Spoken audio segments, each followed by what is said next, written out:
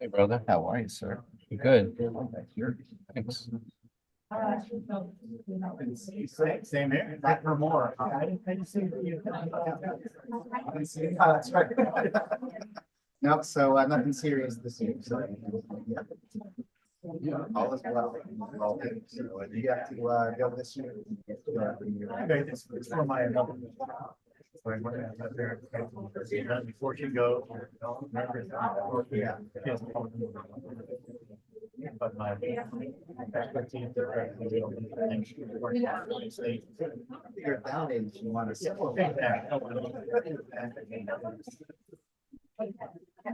All right, well, select if you had, otherwise. All right. Let's get this. All right.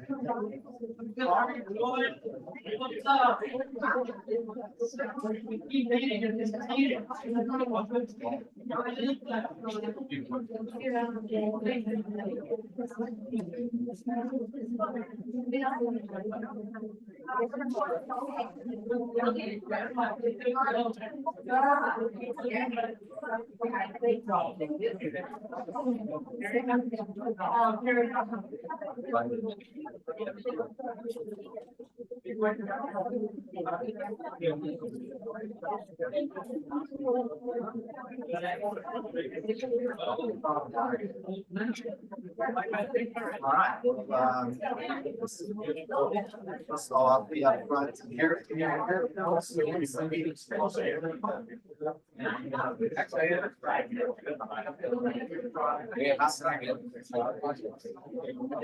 How angry would you be if I just call for a motion to adjourn? That wouldn't kill. So we're just gonna do this. This is forward and back, forward and how come it's not going? Did you just turn it off, maybe? Did I see you just turn the remote off on accident? No? That's on. Dongle. Put it in here, yeah.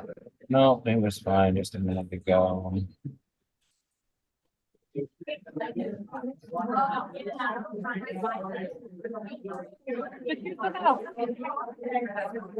Yeah. Huh?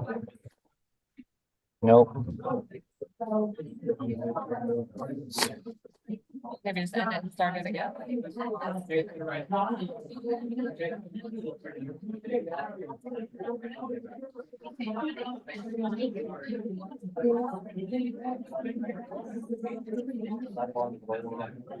There he goes. Okay, Okay, so it's just forward, forward, backward, forward. got it.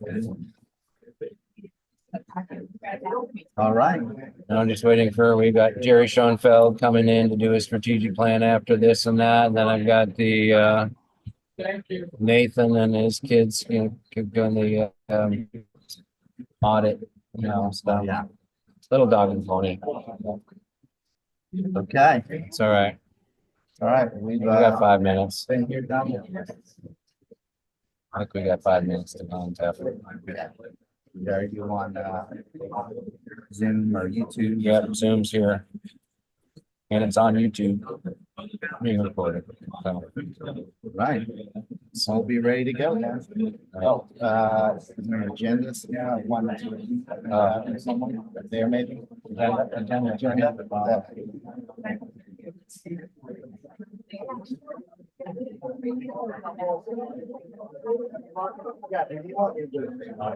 Yeah.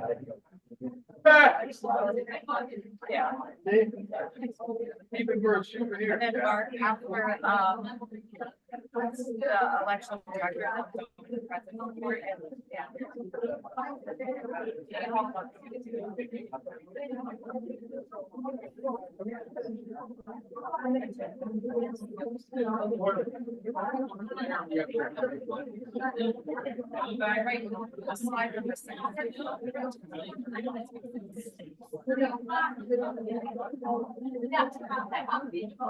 I'm kind of wondering whether or not I told Jerry from 1:30 as well. So he didn't show up. Same with,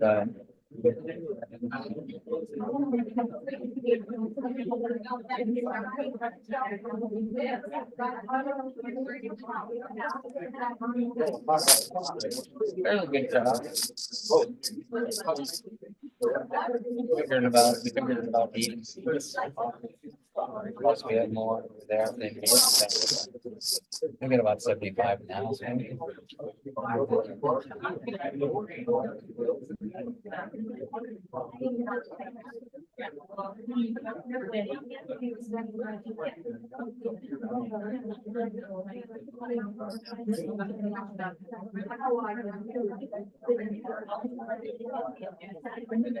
Last year. Yeah, I mean, If you needed, you could pull if them you up. need them, they're on my computer. I can. Are they available for people to look at? Online? They're all. Probably not in their front.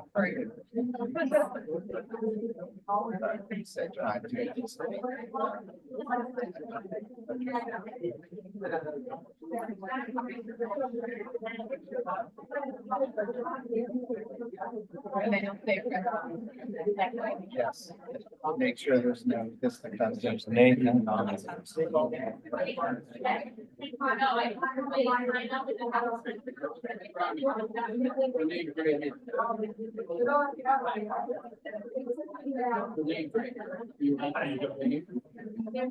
Hey, Ben. See See you again. Yeah. Yeah, keep everybody happy. Always the case. Okay. Good. Yeah, Davis doing great. Starting to go up. Take a ladder. Good. This year. And so it's all good things. So Don, how are you? Good seeing you. You too. Good. Good. How you going, Nathan Phillips? Yes, Jason, Mike. Hey, Good to Jason. see you. Yeah. Our annual get together. No, but it's all well. Good. Yeah, I did 3 yesterday. Jared's still alive. All right, we'll get Jerry. Yeah, because the Oh. three of you are gonna be there. So. Yeah.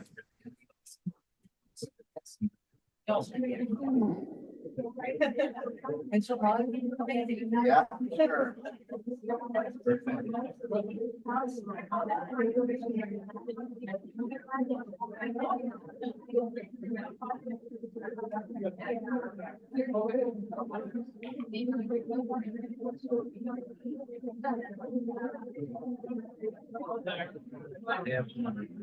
It's him right there. No, that's not him. What do you mean? Somebody that looks just like him. It's his clone. See? Wow. Wow. What's your name? We need to go on YouTube, right? We are on YouTube. We've been streaming. Oh. We're on there. Okay. Yeah, we're good. See you, yeah. All right. My apologies. Click or clicking on it. Pardon me. We can get Sanders a call. I think he thinks it's 1:30. Oh, yeah, we'll see. Yeah. All right. So you're going to express the merits. No, I got it. We'll see if I get it. I'm on board for 1 year. I'm assuming I'll be again. Yeah. I think somebody must have. That's stupid. Not that, just, you know, what you're saying, so.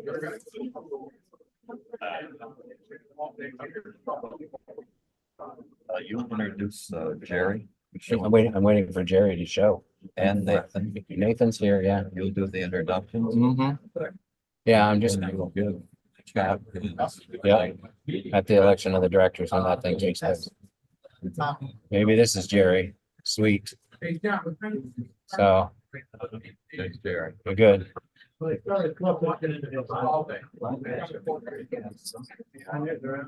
Four games down there.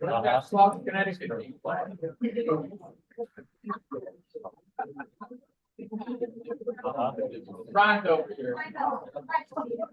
Are they on today? Doing good. Nice to see you, Jerry. Be here. How are you?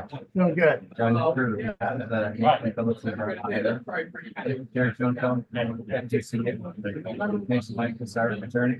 Very nice to meet you. Jerry's our strategic planning guy. Professor at Lefter. Mark. Hey, Jason's gonna be doing most of the MC. Have a seat. I'm just gonna get the party rolling. I'm also your planning, so I got to see the presentation. All righty, good afternoon, everybody. Those of you in the bar, how are you doing? Can you hear me? Excellent, good to hear. How about the rest of you? The bar is not open. If you want to go down to the cabana, they are waiting to serve you though. So that'll be the next stop. I just want to welcome you all here and thank you for being here. We're going to get the annual meeting started. We've got a series of slides. We are recording this on YouTube. So if you really want to get some sleep, you can flash back to YouTube and watch this presentation one more time. I'm going to let Jason Mikas, our attorney, to start things off. He actually is going to run the meeting at this point in time to get things going through our first part of our agendas. So without further ado, Jason. All right, good afternoon, everyone. It's good to see you again. At this time, you can see our agenda on the screen, and I would like to ask Cezanne, do we have proof of notice to submit in the official records? We do. Thank you. And do we have a quorum attending in person or by proxy? We do. Fantastic. Okay, I think I have those numbers up here, don't I? Excellent. So yeah, we had 386, proxies submitted. So we're in good shape. All right. With that, I'd like to maybe take a motion to waive the reading of last year's annual meeting minutes, which have been posted on the club's website for the past 365 days. Anybody interested in making a motion of waiving the reading of the minutes? Thank you. And a second? Excellent. All in favor of waiving the reading of the minutes signify by saying aye. And anyone opposed? Okay, excellent. So that motion passes.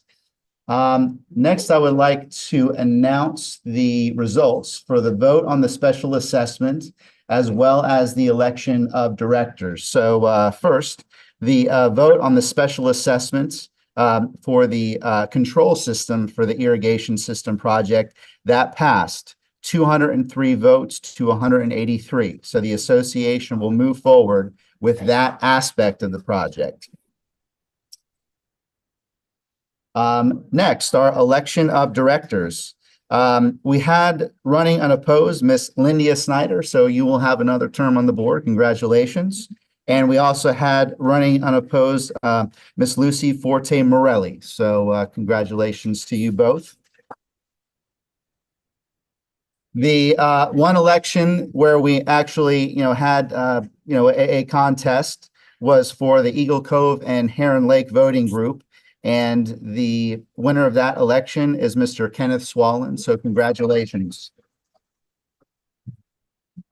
We typically do not announce numbers, but all of that is an official record and open for inspection at a later date after the meeting if you want to see what those numbers are. So you're free to ask. With that, we're through the special assessment and the election, and I'd like to turn it over to Mr. Paul Goodrow to do his president's report.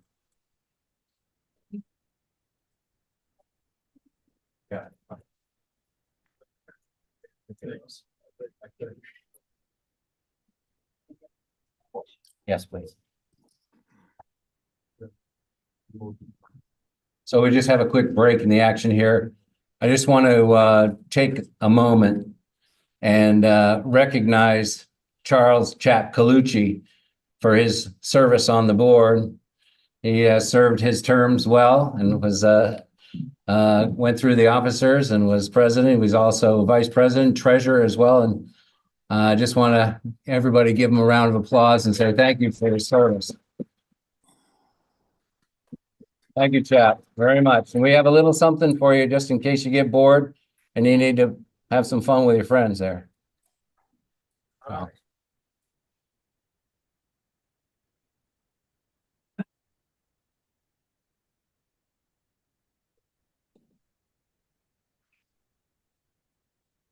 I like that. There you go. Perfect tip. All right.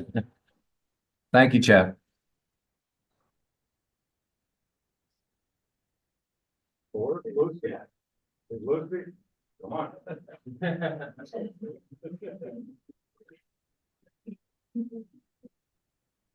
Thank you, Chap, and welcome, Lucy. Here we go. This is my high school picture.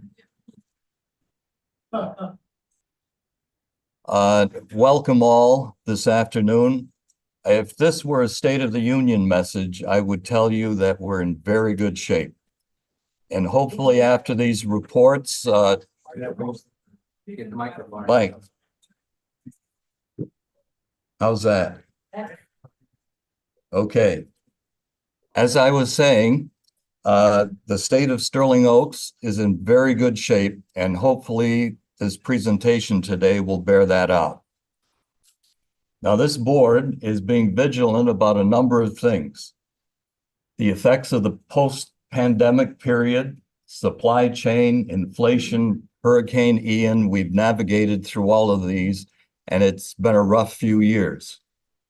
Now we're wrestling with shrinkflation, service sector shortages, core inflation that's impacting food and beverage, and our maintenance shop, anything from food to gas is affecting us. However, my 401k is doing really well. The Southwest Florida infrastructure impact, we're being vigilant about that. As you know, there are 13,000 people a day moving into Florida. Florida is currently the third largest state in the nation and growing. We're watching the traffic throughout Southwest Florida, but particularly as it will impact us, Old 41. As we understand now, there will be no left-hand turns coming out of the back gate with this new proposal. But we're watching that, and there'll be plenty of opportunity for input, and we will be there at the hearings. We have water concerns throughout Southwest Florida, and Collier County just raised water and sewer taxes by 9% starting this past January. Construction increases, we see that with the irrigation bids that we put out less than a year ago. In the interim between the first bids and the second went up 23%. So we're wrestling with these kinds of issues. We will be vigilant. Now on this board's watch, Sterling Oaks turned 30. I signed a document the other day that said we can continue to do business for the next 30 years, hopefully. But I thought that was remarkable and worth sharing with you because we are a mature community now. And when we wrestle with things like our irrigation system, it's because we're 30 years old. We've had no assessments since we renovated this building. Now we've got another one coming up. We had the news just a few minutes ago, so we will move forth on the irrigation project. We've had a record number of home sales from 2001 year to date, 219. That's roughly a third of our population has turned over in Sterling Oaks. So if you see someone at the pool that you don't recognize, it doesn't mean that they don't belong here. Our debt ratio is 0. We owe no money. Oh no. Our cash on hand is extraordinarily healthy. Our major contracts are 2 years old now between Expert and Blue Stream. These are major contracts that we've had, and we don't have to renegotiate these for another maybe 5 to 8 years. Our roads were milled, repaved, and seal coated. They're good for another 25 years. The new clubhouse roof has been done. That's good for another 30 years. In terms of dues alignment, we had a chat yesterday with Cezanne looking at the, what's the report? Beekman report that compares all the HOAs in the area. And we had a little argument. Cezanne thinks that we're the very lowest. I think that may be skewed a little bit. Let's put it this way. We're in the bottom part of the median. So we're doing very well in terms of our dues and the progress that we're making here at Sterling Oaks. We're in alignment with a strategic plan. You're going to hear more about the strategic plan shortly, and I'm not going to spend a whole lot of time on this because you'll hear it a couple times. But I think that's a good thing so that you can remember some of the accomplishments. One of the things with the strategic plan, you told us to look into the irrigation project. We did. You heard the results today. The board will build on that and put that project forward and keep you informed. It's been a banner year for tennis. We've increased dues for non-residents. We capped the non-residents so that it will not go beyond a certain number. And we have a 3-month minimum membership. And we decided that any new member coming into the community would not access any of our amenities. They would come in, play tennis, and that's it. We've restricted guests at all amenities based on tennis. The pool project team, we initiated that last year, and a project team is exactly that. It's a short-term ad hoc team. This lasted for 1 year. They've accomplished quite a bit. We bought much furniture in and around the pool area, including the lounges, the umbrellas, and tables and chairs in that area. They asked for monitors on the pool to determine who exactly is around that pool and are there any interlopers. Well, we found after 4 weekends that probably the most grievous offense is that there was a guest of a resident down there without a card. Happened twice. So essentially what we found is that the people that are there are people that should be there. So that was part of the project team. They wanted that to be monitored. We did that. I think that's pretty good news. And we also enhanced the lighting for events in and around the pool and cabana area.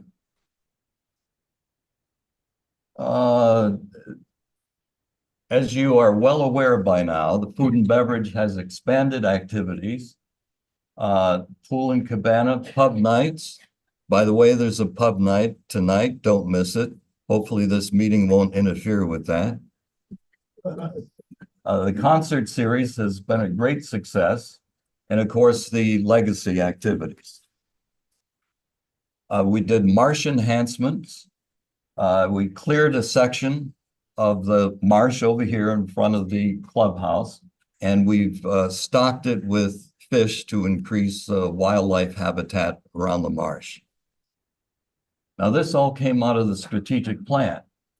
Another issue was customer service. We've had 2 rounds of customer service training for our staff, one from Dale Carnegie and another online activity. You asked us to look into pickleball. We have. You'll have a more extensive report later in this meeting about the extent of the expansion and what we're doing. You've asked us to look into bocce enhancements, and we have with new pergolas and drainage system over the last 2 years. Now, that's what we've accomplished. You'll hear more in this presentation, but coming down the road this coming year, the irrigation vote results, I didn't know what it would be until a few minutes ago. But of course, we're going to deal with the new project and keep you informed as to what happens. We're considering this, and I underlined the word consider. It doesn't mean we're going to do it. We're going to talk about it. We're going to think about it. We'll see where it takes us. One thing is a clubhouse deck and veranda extension, maybe moving out this way 20 feet with a deck, no roof, just a deck and railing, so that we can serve from there to there, which much more facility than moving from there down to the cabana area. We're thinking of that. I don't know how much traction we'll have, but we'll consider it. The new gate access system, we're thinking about a radio frequency ID coming through the gates, which means the barcodes will go by the wayside. You'll have, it's like a SunPass gizmo on the front of your car so that when you come onto the gate will lift and coming in and out both ways. I was in a chat session from Sanctuary Point, and I find that that neighborhood is very bright. Some very sharp people in that group. They happen to be my neighbors. And they're talking about a back gate resident only access egress. And I think personally, I think that's a great idea because we have a lot of people coming in from the back gate, rushing to a tennis match, rushing to a pickleball match, rushing to a card game. I think that would help with speed control throughout the community. And if non-residents have access and egress only through the front gate, they're not going to be traveling through our neighborhoods. And then finally, it'll be traffic reduction. They won't be traveling southeast of here. They'll be traveling in this area. They'll frequent the amenity areas and then leave. So we're thinking about all this. We're thinking about the preserve boardwalk. We have the largest preserve of any HOA community in Collier County. And there are many, many acres that we own. And it's actual land that we do not have to buy. It's ours. We're looking, how can we best utilize this area? We're going to continue board meeting reports and updates that we've done routinely this past year. But we're thinking this coming year to add quarterly summations of our board meetings, and not all will be online. And we're talking about a top lot pool splash pad area for little kids, not very big, maybe as big as a couple tables. So it's not a huge project, but we feel one that might be worthy of our attention. Fitness area enhancements. We've had a lot of concern this year about where are we going with fitness, a very popular amenity, and we're looking at developing that. And finally, I want to talk about stability. We're able to do much of our work and have the success that we've had these past couple of years, predominantly because we've had people like Paul Barris, our director of tennis here for 12 years, and doing a fine job, and the state of tennis is optimal, very good. We're making money, it's paying its due. Nicole has been here for 11 years now, and that's reflected in the quality of our food and beverage activity. And we've had Cezanne. Cezanne has been here since high school. 20 some years she's been here. And we've had Mark. Mark's been here 11 years. So these people really lend the stability to this. It's easy for us as a board to say we have all these great ideas and we turn to them and say, let it happen. So this concludes my remark, but help me acknowledge these people.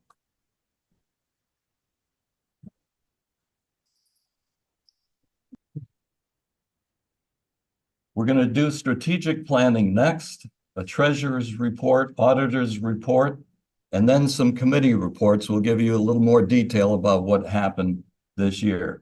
Then we'll have members speaking and you can tell us how we're doing. So with that, I'll turn it over to Mark.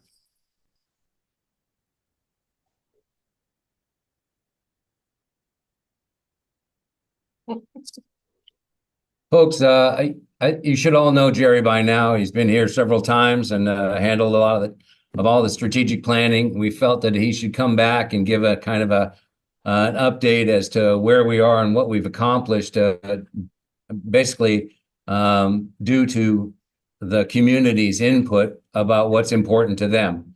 I know that several of you here were in the chat sessions that were conducted by him and have been a part of the survey over the years, and really have helped the board and the management staff understand what's important for you folks here at the community and what we should center and focus on. So I want to give Jerry the stand here and be able to bring you up to speed on where we were, how we got there, and where we are today, so that you can really see that we have accomplished a lot of the things that you folks are really asking us to do. Jerry? Well, good afternoon, everyone. It's good to be back with you all. What I'd like to do is spend a couple moments talking about the strategic planning process, how we got to the crafting of the strategic plan, and reinforce some of the things that Paul just mentioned as to why the board is focusing on accomplishing the things that they've been focused on since this plan was created. So one of the reasons why we do strategic planning, why you all should be complimented as a club and a community for doing strategic planning, is because the clubs that do that are more successful. And the reason why they're more successful is because it involves knowing what needs to be done to meet the needs and desires of the residents of the communities. And it's proactive versus reactive. You know, if you're reactive, you're going to deal with problems as they occur, but it's going to be when it's urgent, and it's going to cost more money, and it's probably the outcome is not going to be as good. So by doing strategic planning, it allows you all to be more proactive, to do the things that you feel are the best interest or in the best interest of the residents of the community. So it's going to be dollars well spent. And then, you know, the strategic plan identifies what are the strategic priorities and then creates action plans to help achieve that broad strategic goal. And I'm going to review each of those. But the thing to remember is that this is an old statement from Will Rogers. I'm dating myself, of course, but he used to say, you know, anyone can stand in the train tracks, but if you do, you're going to be run over. And so a lot of people sometimes say, well, I like the way everything is right now in the community. Let's just keep it the way it is. But if you do that, you're going to fall behind. And here in Southwest Florida, you already saw that a third of the community residents has turned over in the last 3 years. And as new people come in, they want and need new things. And so the club continues to have to evolve to meet the needs of the membership. Now, when we do strategic planning, we begin with 3 overreaching statements. And these statements really define how you see your club. And all strategic planning is done related to those. And that is the vision, the mission, and the guiding values of the club. And so I wanted to review each of those with you. You know, the vision of the club really is something, you see the second word here is aspire. It's aspirational. It's something that we seek to become. Where are we moving? What direction are we always moving towards? And it's not something that has an end date, but it just shows you what we are seeking to become as a function of time. And so we aspire to be widely recognized in Southwest Florida as a highly desirable, amenity-rich, residential resort community and a premier tennis club. That's the vision. Now, that's what we seek. who are we? How do we define ourselves is done through the mission statement. So this is what we are. Our mission as a board is to protect and enhance community values so that all residents and members can enjoy a fulfilling lifestyle. So that's, a guideline, a framework from which strategic planning decisions will be made in relation to. And then we have a series of guiding values, and these values are defined in the strategic plan, but these values are things that we're trying to uphold in the community. And so we got to make sure that the strategic goals and the directions that the board decides to move towards are aligned with the vision, the mission, and these core values of the community. Now, the process to create the strategic plan began with you. And about a year ago, we began a process of seeking information from all the residents in the community.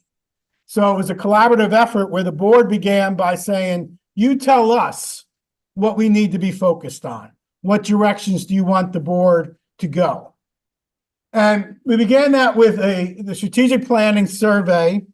Now, this survey was the second time we've done it. We did it in 2020, and then we did it again in 2023.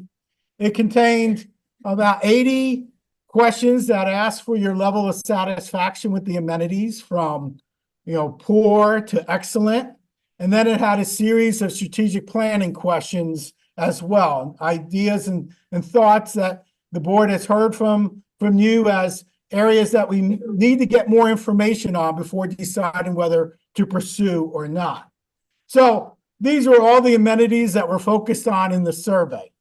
Now, you've hopefully have already seen this feedback, but just as a reminder, in a general sense, anything around 2.5 is unsatisfactory. Anything around the 3.0 mark, that is satisfactory. That's good. 3.5 is very good. It's above satisfactory. And above 4 is outstanding. So you can see here with these numbers, especially with the overall satisfaction mean of 3.60, there's, very good or above satisfactory level of ratings that were provided by all of you. Now, in the survey, over 60% of all the residences were represented. We asked for 2 people per household to participate because this wasn't a vote. We're just asking, how do you like things around here? So, for a married couple, we want both spouses to provide feedback because they might have different interests and opinions as to their levels of satisfaction. So just to reinforce what Paul has said earlier, things are really good. People like the amenities and the experiences that they have here at the club.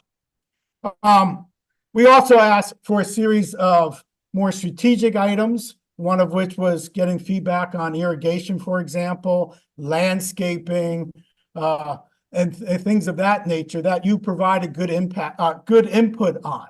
Now, in addition to numerical data, we also collected open-ended questions, and we had over 75 pages of written comments that provided a greater level of richness to the numerical data.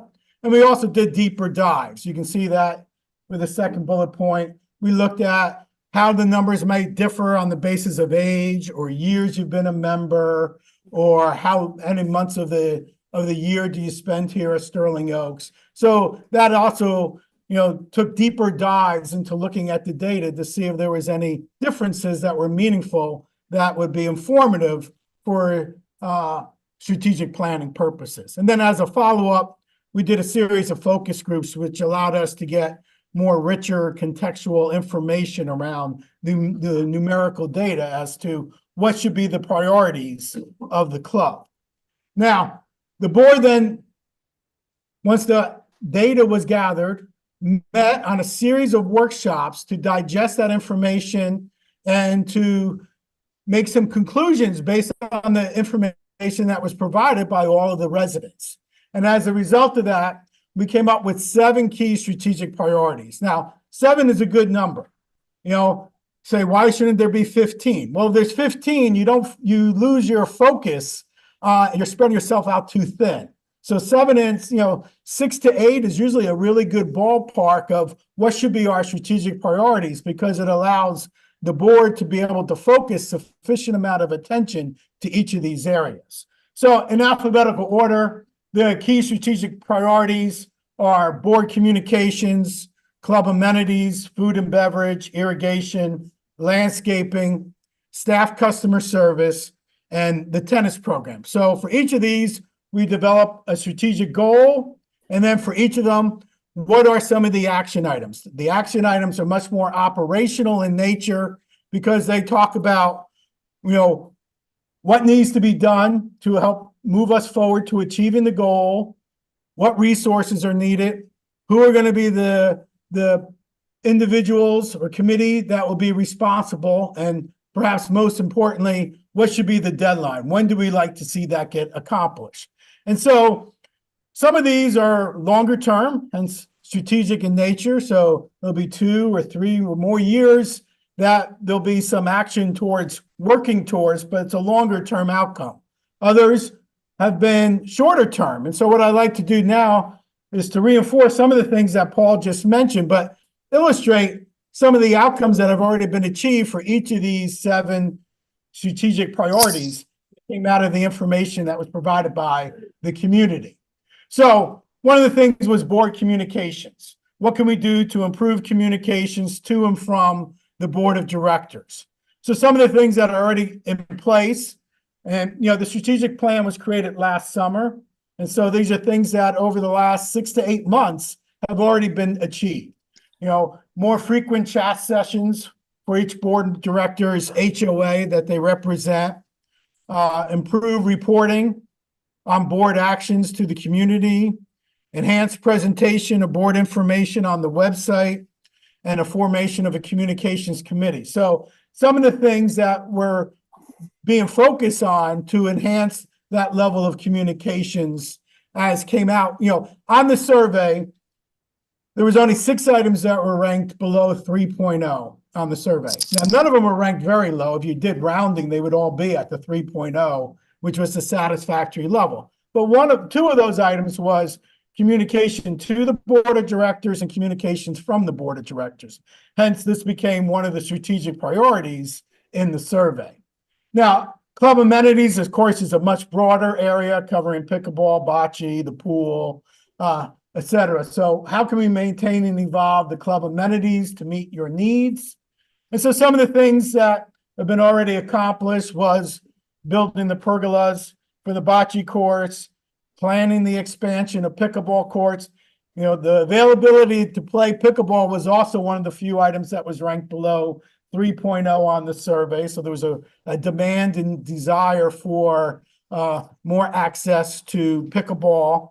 The implementation of the pool monitor that was already mentioned, extended pool hours, new pool furniture, hosting more pool events, scheduling for after season, refinishing of the spa, added lighting, were all some of the amenity actions that have been taking place already. Now, with regard to food and beverage, more access for dining days was another item in the survey that came out low, both for the cabana and at the clubhouse. So some of the activities that have already transpired was extending hours, having more utilization here in the clubhouse of the pub, expanding the hours at the pool cabana, more variation on the menu items, and this greater utilization here of this beautiful clubhouse. So again, based on the input received, some of the action items that were shorter term as opposed to long term that have been focused on to date. All right, the irrigation, the goal, just to emphasize, ensure an efficient and sustainable irrigation system to meet the needs of the community and its residents. And you just saw and heard of the positive vote that will lead to greater ability to achieve this goal. All right, landscape improvements. Landscaping is one of those areas where not everybody does bocce, not everybody does pickleball, not everybody even uses the pool, but that's just a smaller subset because most people are using the pool. But everybody experiences the landscape. So that's always one of the more important topics because that's something that everybody shares. And so some of the items that were related to enriching the ambience of the landscaping and revitalization of the mature landscaping and hardscaping include replacing of critical common areas, including medians and clubhouse frontage with new landscaping, improve the tree trimming of the mature trees that you have here, Sterling Oaks, and as mentioned, the enhancements that were made to the marsh area. Staff customer service was another area that became a strategic priority based on your input. And so the goal is to provide our members, renters, and guests with the assistance they need in a friendly, patient, and friendly manner. And so a number of actions have already been taking place with regard to staff customer service. That is enhancements to the reception area to better serve residents and renters when they come into the clubhouse, a new member orientation reception, the staff customer service training. Everyone took training that was offered through your payroll provider system. And then the clubhouse staff, in addition, took a Dale Carnegie course on customer service, better control, access through the use of wristbands, more communication through the TV channel, and then better and more email blasts and some of the focuses of those email blasts so that there's greater communication meeting the needs of the residents coming from staff here in the clubhouse. And then the tennis program safeguard the integrity and reputation of this very important asset here in the club. And these were more detailed when Paul presented them a few moments ago, but capping the non-resident membership, restricting the amenity usage, and having a fee level that not only covers all the expenses of the tennis program, but actually provides a small subsidy to the, for HOA fees for all residents. So those were the 7 key strategic priorities that came out of the process of learning from the residents what are the things that the board should be focused on. And as a result, we developed those action items, and you can see some really meaningful accomplishments that hopefully you all see as beneficial to your enjoyment of all the beauty that and amenities that you have available to you here at Sterling Oaks. Now, those are just the ones that we have accomplished so far. There are many others that will be continued focus of the board. So that's just how we got to where we are today. So thank you, everyone.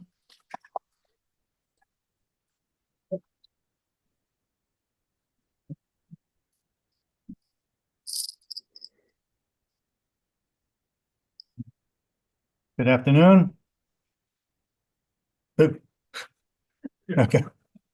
Well, first of all, thanks, Paul, for having me follow a professional speaker. Yeah. I'll try not to bore you too much with the numbers, as I don't want you sleeping through the committee reports, which are a little more interesting than my report. We finished 2023 strong, ending the year with net income of $77,000, improving our balance sheet. Our 12/31 operating cash was $738,000, and our total cash was $1.9 million. Okay. The total Sterling Oaks year-to-date net income of 12/31/23 was $77,000 versus a budget of negative $100,000 for a favorable variance of $177,000. Okay. Tennis had a year-to-date net income of $141,000 and a favorable variance to budget of $81,000. With this $141,000 budget net income, Tennis is covering the $53,000 of expenditures that came out of reserve and capital, long-term capital, as well as other expenses which are utilized by Tennis, but are not included in direct charges to the Tennis operations, such as security, insurance, clubhouse maintenance, etc. The Tennis department, managed by Paul Barris, did a good job in running one of the best tennis programs in Southwest Florida.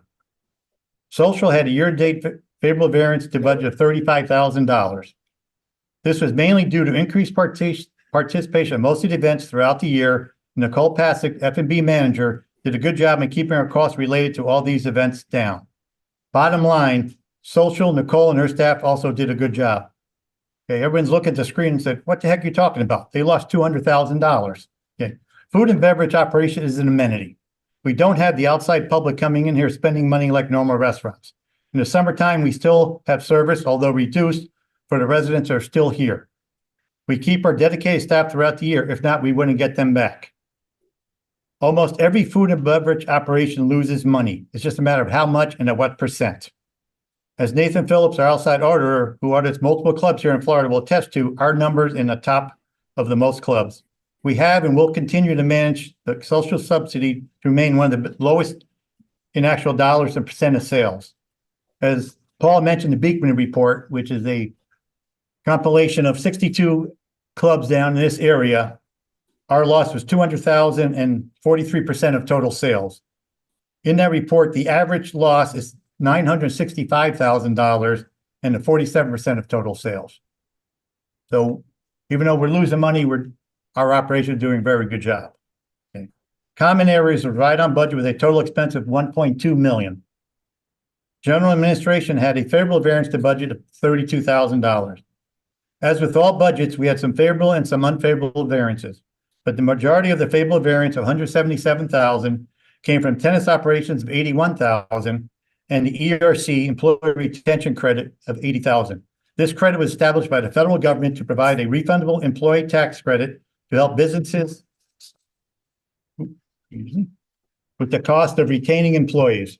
This was in addition to the PPP loan, which we received a couple of years ago. Okay, I'll touch again on why we had negative $100,000 budget net income. Normally, the budget net income is zero. Okay, our assessments that are collected are matched against our budgeted expenses. A couple of years ago, if you remember, we had an extraordinarily good year, mainly due to the PPP loan forgiveness and high amount of home sales.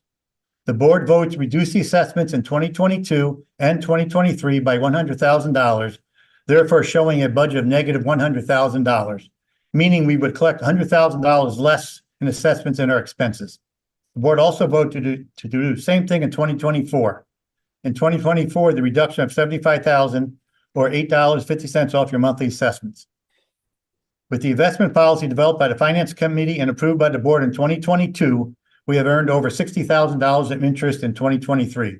This includes funds for both operating expenses and reserves. Adhering to this policy, we now have over $1.4 million invested in treasury bonds and CDs through Fidelity.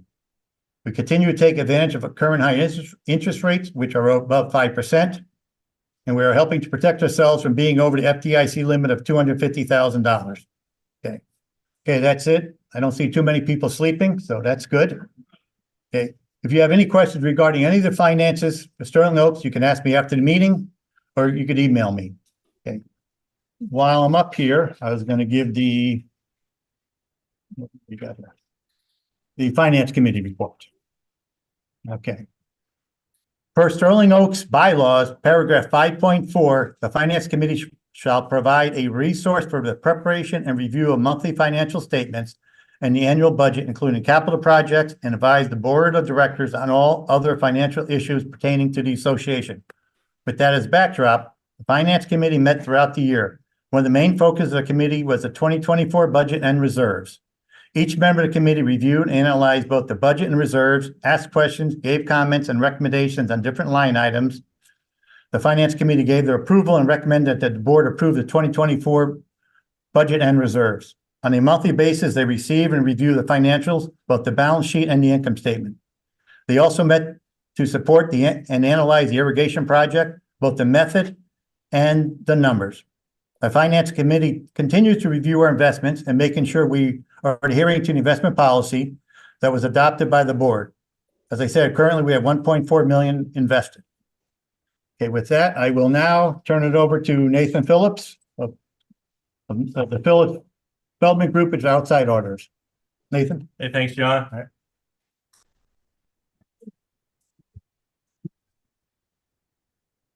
Good afternoon. Can you hear me? Hey, so I just want to do a statistical sample of the group. Bracketology, Final Four basketball, if you know anything about it. How many want UConn? All right. How many want Purdue? How many want North Carolina? Who wants anybody? All right, so Illinois, yes. So anyhow, I know it's fun and mad and crazy, and there'll probably be some upsets this weekend, but I was just curious. I picked UConn, even though I have North Carolina and a lot of roots in that area. But anyhow, not to bore you with that. I want to talk to you about the club, and John highlighted a lot of the numbers, so I don't want to get onto all the numbers. I want to tell you what's happening out in the industry, and I saw on Jerry was sharing about the mission and about the vision, and I caught the word rich amenities because that's where it's at right now.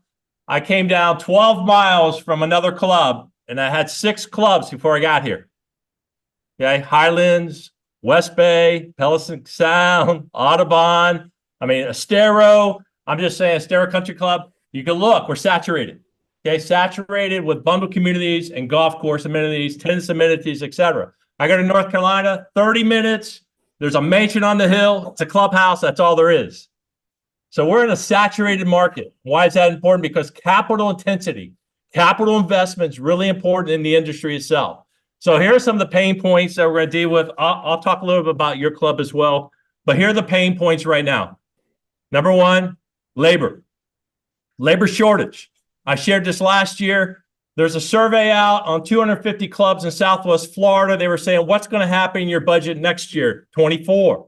What percent of payroll is going to go up? 10% to 15 or 20. 99% said 10% minimum plus. Why? Labor shortage, reset of the market. And your budget of roughly over 4 million, 4 million, 4 million, 5 roughly, 31% is payroll. The average bundle community with golf amenities is about 55%.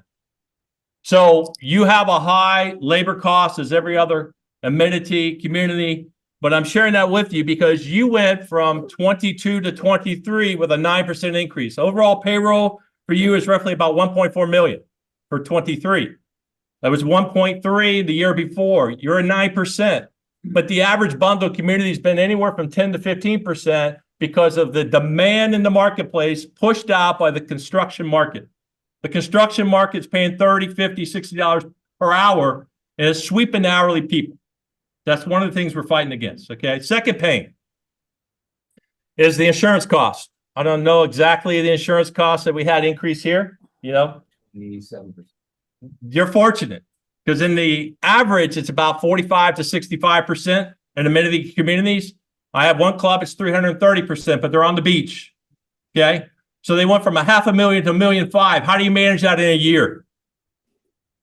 Okay, so you're having that. The surety market's finally coming a little bit. They had the shock from the hurricane, and now everybody's been hit anywhere from, you're fortunate, 40 to 65%, and some are really struggling just to get the claims resolved. So the surety market's finally settling down, but that's caused escalation of cost to manage in a year. So the other pain point is learn how to manage cost. You have the escalation of food costs. The chef, I don't know if he was here, he would tell you, but just go to Publix and get bacon. It's painful. Okay, if you like bacon, okay? All right, just saying bacon. But in the golf type amenities, as well as tennis, the supply costs, the amenity costs, utility costs, I think you mentioned 9% on some amenity expense.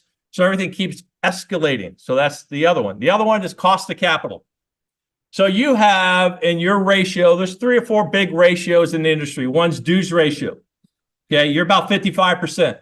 And what that is taking your dues and fees to total operating revenue, 55%. On 30 bundle communities, and they talked about the Beekman, which is right here. It's about, it's like 60 or 70 pages of document. We own this. We survey it. This is one part of it. This is the bundle community one. The ratio there, 60% of those communities adding up. Now, why is that higher?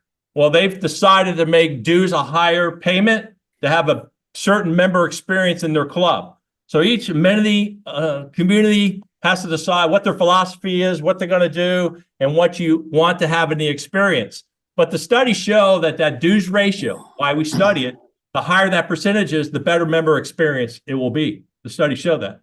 Club Benchmarking and a lot of other national organizations across the country, keeping track of about 5,000 clubs, you can see how that impact is because there's more cash flow of dollars to do other things for the members. The other one is the payroll ratio. Your ratio is 31%, but you don't have other amenities of the golf operation. That's where you get a lot of cost up because usually golf operations is about 25% of the total budget. And those are about budgets of 10 million, okay? But when you look at food and beverage, and John talked about this, of the bundle community, the overall loss on F&B operations on $1.5 million or so is right about the 50% mark, okay? So I think you're calculated 43%, roughly, something like that. It's an amenity, it's a cost. The only way you could change that is let me make you Outback, okay? And if you go to Outback, you're out in 45 minutes. You got to get out, And I put one serve for 5 tabletops. I mean, it's just everything shrinks. Everything shrinks. Price go up, shrink. Quantity goes down. The other thing we look at is the net capital ratio. Your net capital ratio is about right at 20%. So that's taking all your capital dollars, looking at overall operating revenue. About 20% comes out of capital money flowing in. Right now, 20% was great 2 years ago because the cost of capital is so much cheaper. But now, cost of capital replacing an item or doing a renovation's up 40, 60, 70% because supply demand in the marketplace here in Southwest Florida. So the cost is escalated quicker than the capital money coming in. So now amenity communities are upside down trying to catch up with their capital. A strategic plan is a big part of that. I would say that add to that is the capital strategic plan, because you don't know, but right now you're without debt. The average debt in an amenity community is about $1,500 to $8,000 per unit. Okay, that depends on what you're doing and the expansion of the amenities. You see a chasm shift of demographics happen in an industry of Southwest Florida because younger people coming in. I think somebody said 13,000 roughly. 1,500 per person moving in and living in Southwest Florida per day. You see a shifting of age, and with shifting of younger age, expectations of different type of things they want in the amenity communities. And you're going to see that in your strategic plan. The other pain point is cost of capital, to borrow the money. Now, if you went back to 1980, mortgage rates were what? 12, 16, 18%? Remember those painful days? I could do that here. You guys look like you know what I'm talking about. Me too. I had that 12% mortgage. So when my son, who's 30, 31, and they say, man, the rates are high, I go, you know nothing. You know nothing. I know the dollar per inflation, all that's different. But now we're down to 6, 7, right? And then for 20 years, it's been 0 in your money market accounts, right? I mean, it's painful. Now we get 5, 4%, but the rates are up. It's the game, okay? It's the game. But cost of borrowing money. So I have a bundle community, just get ready to borrow about $8 million, about 7%, right under 7% on their cost of capital to borrow that money. So there's a cost with that, but also how to blend that, how to pay for that over time.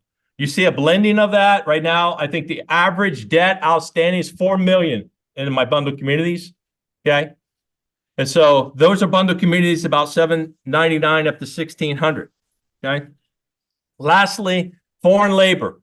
Okay. I don't think we have any H-2B program, but most of the communities are moving into the H-2B program. Foreign labor coming from Haiti, coming from Russia, coming from England, coming from all across the world to come here, and they pay for that cost in season.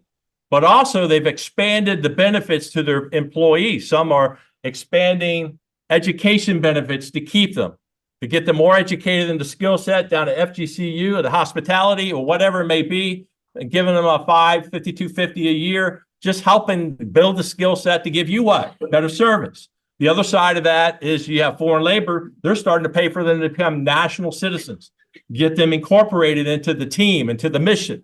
So you're seeing a lot of these things of expansion of the payroll to keep them in the club. And keep them here for the mission and the cause of what you have here at Sterling Oaks. I'm using that as an example. Now, when you look at financial side, we are in the audit. We're coming to conclusion. You're going to have a unmodified or clean opinion. Historically, you always have that, and we confirm all the bank accounts and we reconcile all those particular transactions. We look at how money comes in on the replacement fund and see it's properly spent, as well as money coming in the operation, making sure they're going into the right allocation of the areas, et cetera, as presented in the budget. But with that, we also look at payroll, because payroll is a big amount of money flowing through the operation. But as of, we'll hopefully have that done here next week. Unqualified, clean opinion, and you're looking good. You're in good cash position. And John sort of highlighted all those numbers. But I'm just sharing with you what you see happening right now. You know, most of the amenity communities are 30 years old. Okay. Unless you're out at Bonita Beach, out in Bonita National, which they went up to the Everglades. Thank goodness for the Everglades, because we'll be kissing Fort Lauderdale if it wasn't for it. Okay. Okay. I'm a native of Miami, so you know I know that whole area well, Miami and Fort Lauderdale. But nonetheless, that's the closest one. You can't go any further. They're right on the hurricane. I mean, Everglades, right there. But what's happening? Lennar is building up further, right? Lakewood Ranch, Sarasota, it's expanding greatly, going out further out. There's not the Everglades up there. It's Lake Okeechobee. Okay. But that's Florida, because the supply and demand for the amenity type communities keeps growing, and there's just not enough of them. That's why Lennar can sell a house 2 years out and hold money. Okay, that's how strong it is. So what that means is people coming in younger want amenity richness, and they're willing to pay. And you're seeing that. I mean, there's a big sweeping here in Naples, a big sweeping in Fort Myers with a lot of those things happening. But it comes back, and if I'm pressing anything, strategic capital planning. Where do you want to be? Aspiration capital. What does it look like? How we're funding it? Right now, the full-in dues in a bundled community, that's including dues. If you have cable, or if you have fiber optics, or if you're having a capital plan or aspiration capital, it's about $10,000 a year. Yeah, I think you're at you're right at 5,000, go up to 72 roughly, if I was going by numbers. But I'm just saying, you're seeing that's all in. So I'm just saying, looking at that, the strategic, the aspiration of the things that you feel that your members want. Once again, each amenity community stands on its own. What's your philosophy? What's your mission? What's your guiding principles? And all those things come together with that as well. So that's a snapshot. Anything else? I was going to say questions, but no, maybe you got to go. Yeah.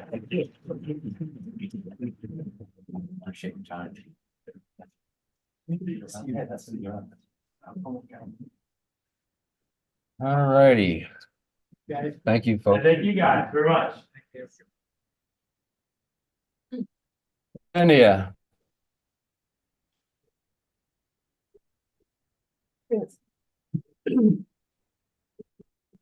I have the best part. I have no figures, no numbers, just fun events. This season has been a whirlwind of events, celebrations, and parties, which in nearly a large part of these activities included food, beverage, services, and sales. On many days, we had those activities in the clubhouse, pool, or lawn area, while the cabana was also serving food and drinks all day long. This is a list of the events from March 23rd to 24th. I may have left some out. This is half of it. You can read it yourself. I don't think you need me to do that, but you can see that we divided into recurring events and then summer events, health and wellness,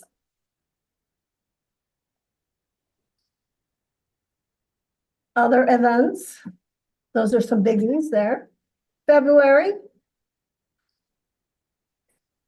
November, January, February were the cornhole tournaments. And then these are the individual parties we had that all involved food and beverage, legacy fundraising, took up a lot of activities, and then food and beverage every Friday night, entertainment for most weeks, curbside pickup, and Friday night dining at the pool occasionally, multiple poolside weekend parties with entertainment, and the new pub night on a weeknight, and expanded cabana hours during season. So we had a lot going on. A lot of planning goes into this, a lot of work for everybody. As you can see, we kept everyone as busy as they wanted to be, including the staff, who I'm sure are very tired and looking forward to the end of the season. I'd like to highlight a few activities that have been noteworthy this year. For many years, the Activities Committee had wanted a magazine or calendar of events so our community could easily have those dates and times accessible. The newly formed Communication Committee led by Len Franco took on the task. And with their members and some members from the Activities Committee and Suzanne, we planned what we needed and wanted in this booklet, and then proceeded to find and to provide the necessary information. Suzanne compiled and designed it. More details will be in the communication report. However, we do need to say we are so pleased with the way it came out. Another event that seems to have caught on is pub nights, Tuesday in the bar and dining room. Except tonight, it's Thursday. Many people are enjoying the pub menu, the camaraderie, and are grateful we do not have to fight traffic or stand in line to get into a restaurant. It is busy everywhere. I'd like to highlight our legacy events, which again was a very successful venture with multiple events throughout the year. Our legacy main event was March 6th with several smaller events, car washes, gift wraps, dink and drink from pickleball, tennis round robin, and dine around with Bone Hoop Brewery. 2 scholarship winners were at the main event, and we should raise $20,000 this year. This amount will be matched by the state. We will select the other scholarship winners later this year. Hopefully, we will give 5 scholarships. Over the 10 years, we have given this opportunity to complete their education by awarding scholarships to over 50 veteran students at Florida Gulf Coast University. Pretty impressive for our little community. My last highlight goes to the introduction of chair yoga. This is a weekly activity every Tuesday and focuses on wellness and health. This has been well attended and addresses a part of our community who may or may not feel comfortable or up to running around a tennis or pickleball court, but would like some exercises that may be less strenuous. It is great for balance and strength and minimizes the chance of falling.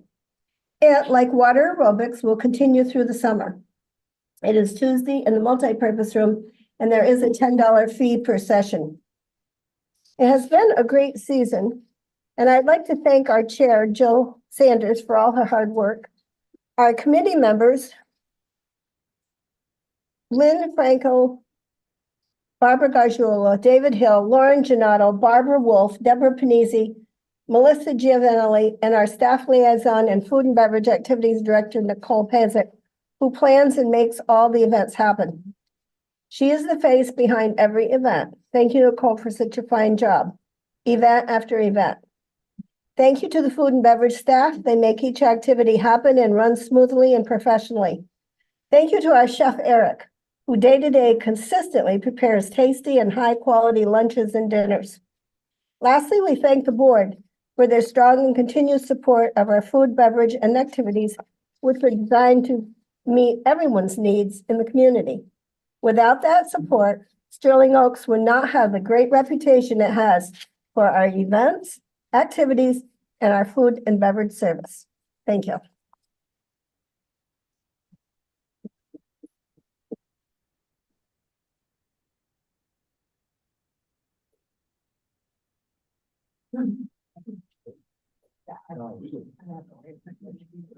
Hello, everybody. I am.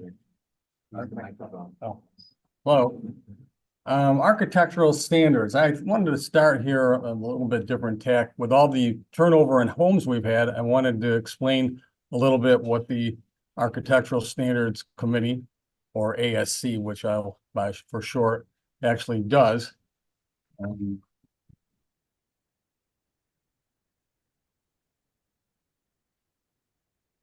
So the ASC basically functions as a vehicle to ensure compliance with standards that will assist the community in maintaining high levels of cleanliness and repair, and will help homeowners in self-assessing the condition of their properties. These are covered in the maintenance standards, which can be found on the website. In addition, the architectural standards document specified standards for new or replacement structures on homeowner lots. The maintenance standards document specify standards for maintaining the appearance of existing lots and structures. Unless specifically stated otherwise, all improvements and modifications require ASC approval obtained by submitting modification request forms. For the year 2023, the ASC reviewed 88 modification request forms. That would be anything from structural things like solar panels, additions, painting, or any of your tree removal would recover that too. Although the perception may be that committee members primarily just to spend a few days in November touring each of the neighborhoods on golf carts and sometimes issuing violations, they routinely stop at the office on a continuous basis to both review modification requests and address appeals from homeowners from cited violations. So this is a continuous process that these folks are doing year-round. The members subsequently visit the homeowners at homeowners' convenience, if needed, to discuss violations in greater detail. Homeowners typically are not issued fines for non-compliance until repeated notices of same are not addressed. I think we've kept our violations pretty much to a minimum this year. Thank you for that. The benefits, the obvious benefit accruing to homeowners in the community at large by compliance is increased property values. Although it's an older community, the attractive location and amenities and the adherence to standards have kept stable selling prices. The committee also has endeavored to also explore some new opportunities to enhance properties with more contemporary elements. Last December, a survey sent to all homeowners yielded some positive responses to pursue a couple topics of interest. One question was, would you like to install a metal roof, a metal tile? These to match existing styles in each neighborhood, that is flat barrel or asphalt. As there are both ecological and environmental benefits here, a decision was made to procure samples to develop a color and texture palette, then assemble a display board for community and board review in advance of a board vote. A lot of the newer communities are using these metal roofs, and there is a lot of interest in doing it. We also asked people to submit paint colors in addition to our regular color palette. 21 people that responded to that survey specified Sherwin-Williams colors for review. We're going to work on procuring the samples of these for ASC review. I'd be remiss if I didn't recognize the hardworking members: Michael Hargrave, Chair, Mark Salazzo, Larry White, John Dumais, Bill Stapleton, Brian Quick, and our fearless leader here. Thank you so much. She's the traffic cop for the whole thing. Thank you, and thank you all for complying with the standards.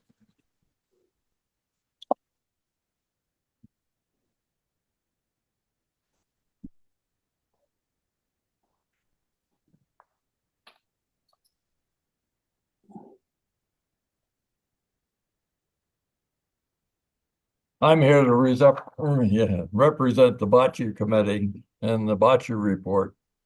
In 2024, Bocce opened its registration in January.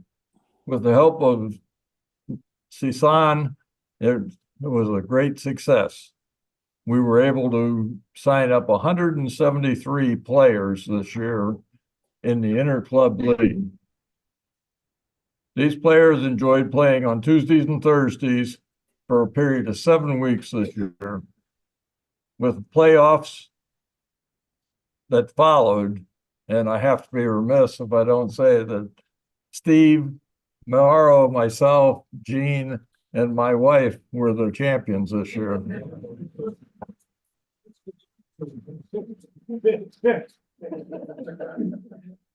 At a bocce draw dinner, Chef Eric provided another great dinner, and Nicole of the food and beverage coordinator, along with his staff, provided excellent service. This year, our bocce players were greeted with a new pergola at the courtside, which has already been mentioned, and new irrigation or drainage system. Hopefully, it will keep our players out of the hot sun on this end of the court. This was submitted by Rick Mione, the chairman of the committee. Thank you.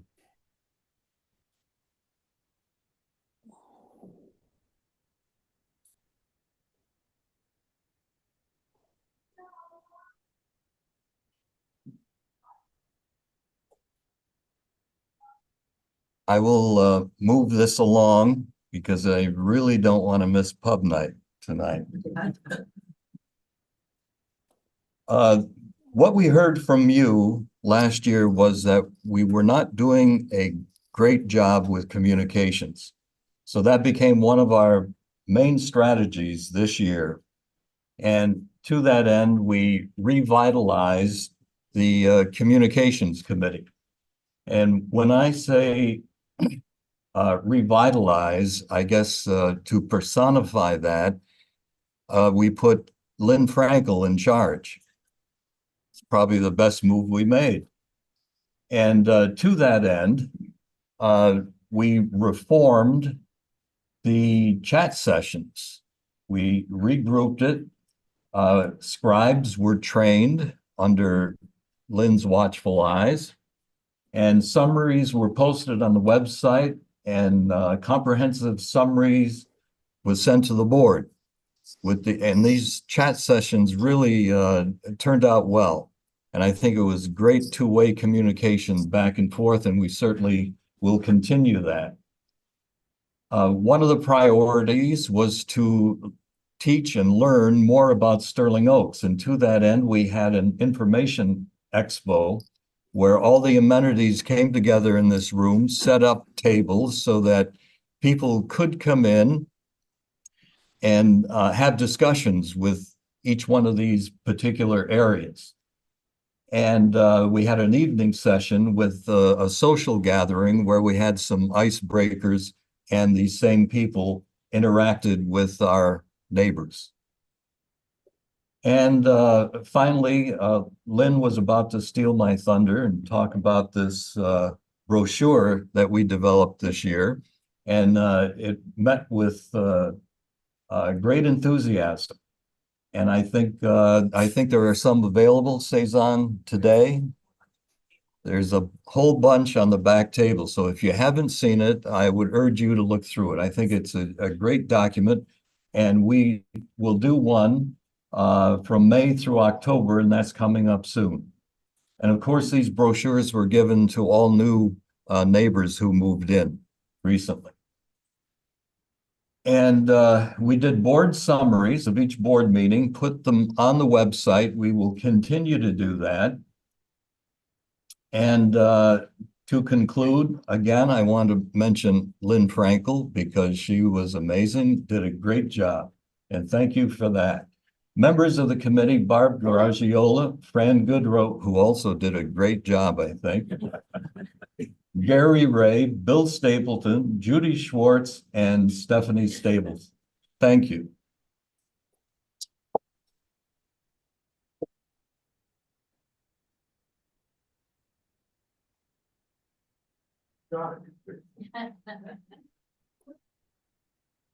You need your report. Just throw it up there. It's not up there. Oh, okay. Give me a second and I'll just 1 minute and I'll tell you what's going on with landscaping. I'm the board liaison, or I was the board liaison for the landscaping committee.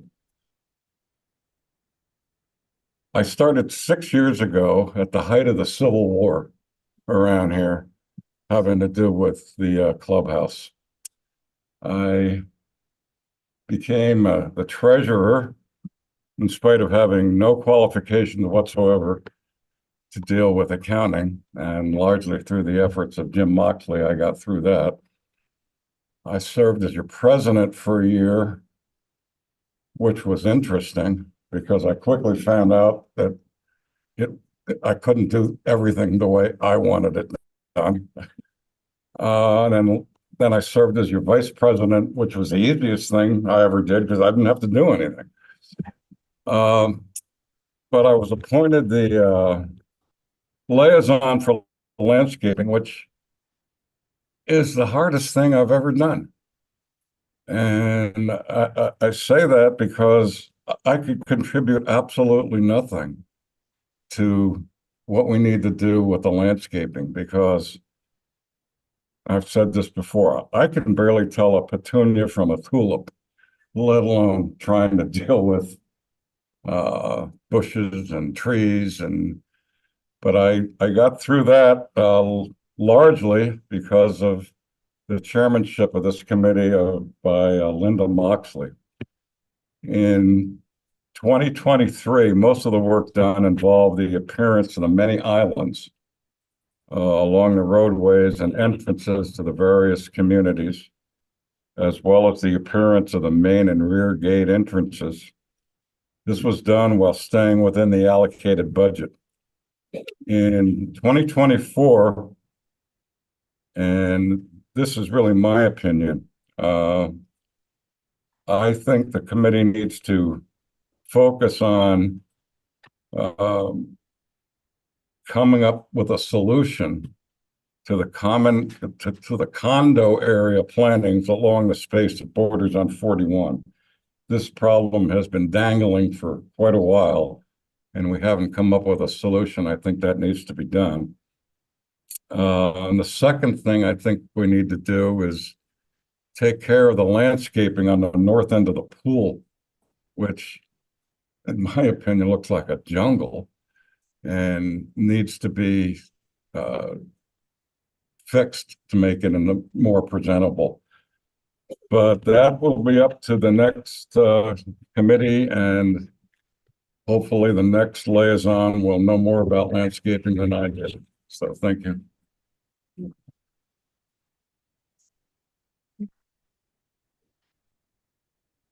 Hello, everyone. I've been asked to do the pickleball committee report since Mr. Coyle, I believe, is on Zoom. So the pickleball is a growing amenity and thriving here at Sterling Oaks. Their court reservations are at an all-time high.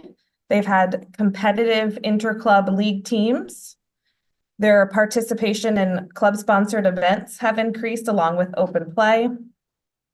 And we've had a sponsorship for the pickleball tournaments this year. The pickleball committee has hosted 2 welcome back parties, averaging about 60 people attending each.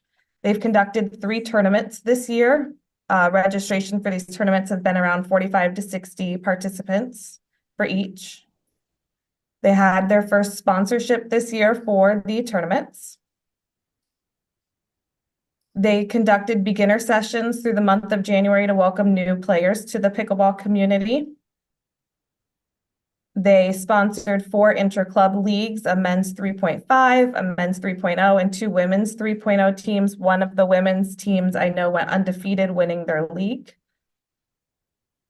They developed a new pickleball logo. They updated their rules, regulations, guest policy in line with what the board has approved this year and revised their rating guide for open play. They distributed a questionnaire to the pickleball community asking for feedbacks and opinions that they'll use this upcoming season. And they were able to have the Dink and Drink tournament, which led to donate about $600 to the FGCU Scholarship Fund.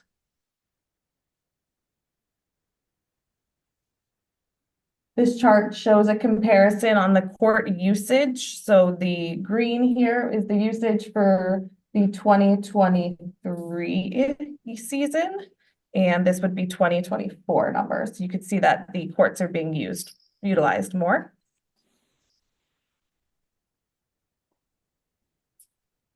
Based on the reservations, we'd like to thank the board for approving the court expansion project, which is currently with Collier County permitting.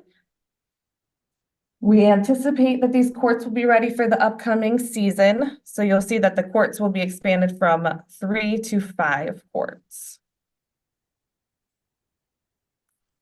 And to thank the committee members, Becky, Lori, Joanne, Ron, Patrick, Jean, and Yana. Thank you.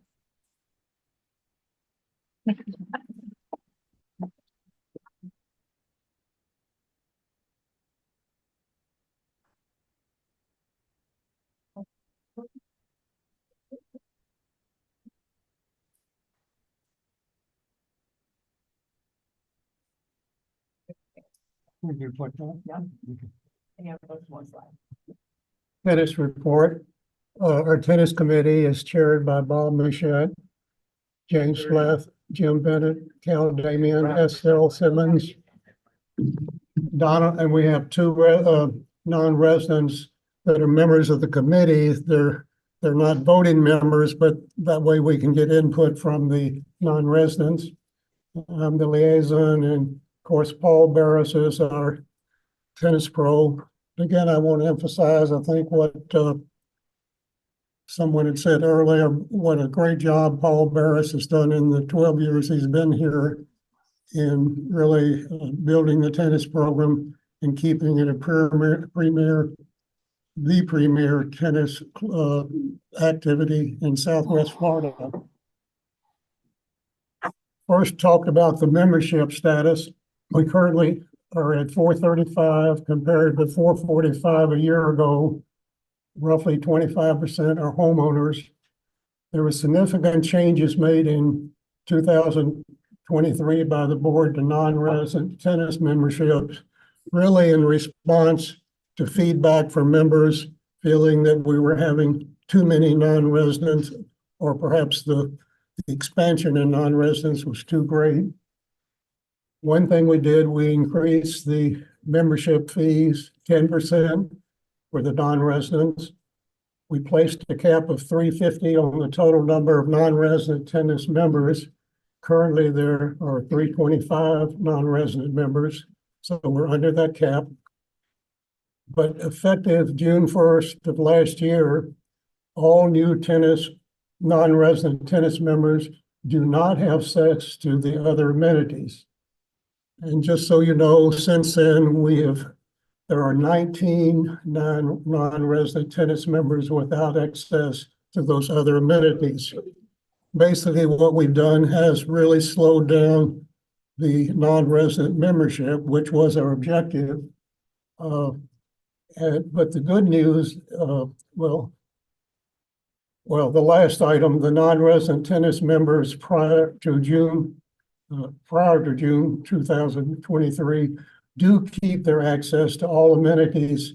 And as long as they continuously renew their memberships, they will keep that access.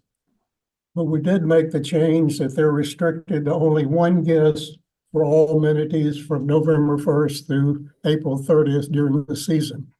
So it looks like those changes have really, I think, have kind of calmed down some of the concerns about too many non-residents using other amenities.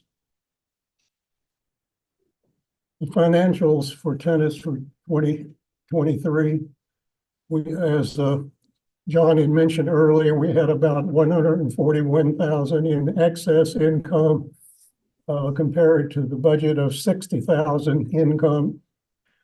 That excess income was primarily a result of the increase in the fees that I just mentioned.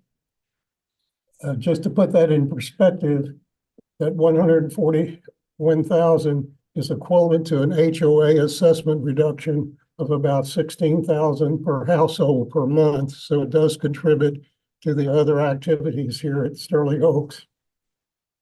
And the last item in 2023, there were tennis expenditures from the reserves, which are not in the tennis budget, was 18,000 for resurfacing 4 courts. Those numbers vary from year to year, but in general, I think with our increase in fees, that the excess income will more than cover what we will have to do out of reserves for tennis in coming years. The activities, we of course have the daily social play. All members participate in the weekly social play.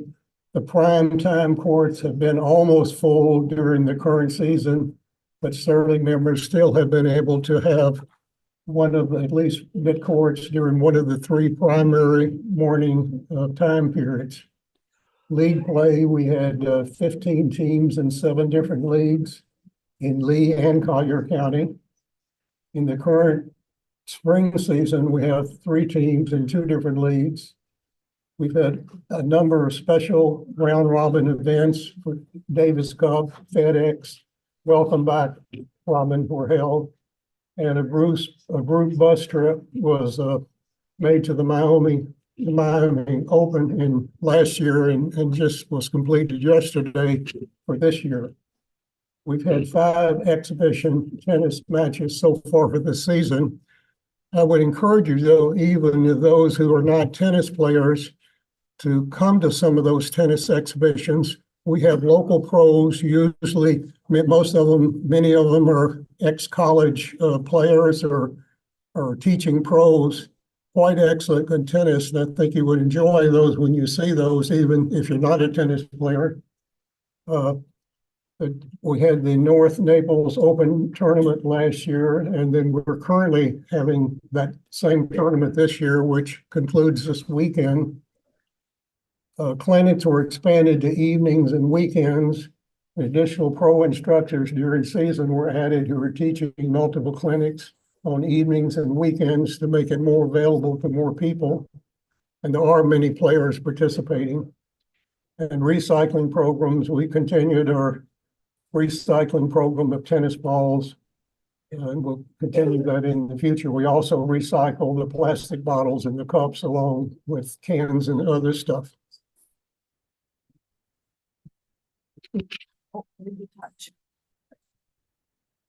Oh, did I turn it off?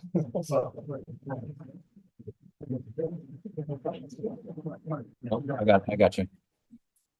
We're gonna get to this next moment, but I'm gonna give John Mulligan one more shot at this microphone just to say thank you to some people. And by the way, when everybody was murmuring about the $16,000 a month, you haven't seen that yet? You didn't get any credits on your dues?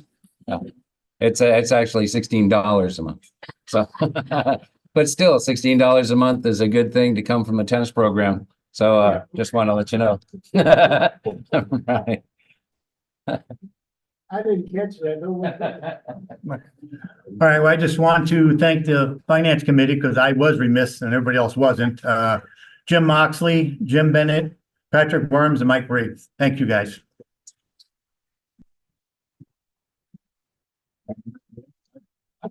Okay. All righty, let's see here. It's all set. I didn't do your check 1, 2, 7. Okay, we're coming toward the conclusion of our meeting. At this point, we'll allow members to speak on any item on the agenda for this evening. Now, I ask you to try to keep it short because I understand these pub nights everybody wants to get to. So try to keep it about 3 minutes if you would. But if you have anything to say about anything, we'd ask you to come on up to the mic and, of course, give your name and the neighborhood you live in. Great. So. Good afternoon to you all. I noticed in the president's report on Mary Schuster, I live at 1717 Sanctuary Point Court. I've been a member of the community for approximately 13 years. I'd like to consider the president's report about the things that were to be considered in this coming fiscal year. I wanted to add 2 things to that consideration list. First is, I wanted them to consider landscaping as an asset for the community. The second thing I wanted to have them consider is reserve report reconsideration. What amenities should be included. Before I get into that, I do want to welcome the 219 households that bought in Sterling Oaks this coming couple of years. I do wish you a warm welcome, and I hope you're as happy as I have been. When my wife and I came to Sterling Oaks in 2010 to buy a house, retire it, the first thing she remarked upon was the landscape. She said, "It's lush, Mr. Rich. It looks good," because we have driven through many other communities, higher scale than ours. And to have a comparison between their community, which is multi-million-dollar houses, and ours, and our landscaping was good, was very nice to hear. And that's one of the reasons why we bought here. Now, when we consider landscaping as amenity, we have to consider both the common areas and the homeowner areas, I believe. Because But the common areas are lush, but the homeowners' sites are not quite as lush. Now we have a discrepancy because landscaping is a front door to this community. And any realtor, for those who bought a home or sold a home in the past, you know that the realtor says, first impressions are most important. And that's where landscaping comes in, because that's the first thing they see when they come through. The landscaping is what they see when they drive to the community. I've lived on Sanctuary Point and I've seen people coming up down that street and they come back and they turn around. They're just proudly looking around and seeing how nice the community looks. In the common areas and in the household area. Now I notice when I walk around the community that the planting areas have become more bare. The plants have died off, they haven't been replaced, or when they do replace, they don't put as many as they used to, so you see a lot of more mulch area. The shade trees have been taken out, and maybe they still have one in the backyard, or maybe they put a divided one in, that's a little bit smaller than the other one. Than the one before. The oak, sturdy oak, going to be a community that's in name only. Consider that. The second thing I want to talk about was reserve study update. Now we're facing assessment for to replace the irrigation line. And I wonder why. Was not the irrigation system included in the reserve study? So we don't have to have any money. No money's been accumulating over the past 30 years to replace these lines. I would like the board to consider, hey, why hasn't irrigation line been included in reserve study? When you do an update, maybe there's other items that have to be included in there, so we don't get hit with big assessment fees. But we have some money for the site each year, pay for the improvements as they come through. Thank you very much for your time. YouTube feed, YouTube feed or no? No. Okay. I just want to make sure people could see them. Yeah, no, that's the YouTube feed. Yes, it's all right. Laney, do you want to, I'm just gonna move it so people can see your darling face there. Good afternoon. My name is Delaney Wheeler, and I've lived in Willow Bend for over 14 years. I'm a frequent user of the fitness center and the multipurpose room. I'm a retired physician. I'd like to take this opportunity to ask our new board of directors to review our indoor air quality problem and report back to all of us what either is being done or will be done to address this problem. As some of you know, I've been tracking indoor air quality and asking for action since March of 2021, when I first noticed that our CO2 monitor in the fitness center indicated elevated levels.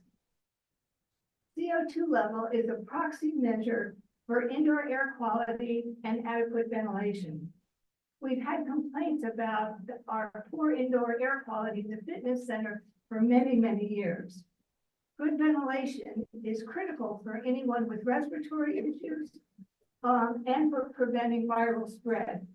It's also important for those who are training hard or doing cardio work in the fitness center.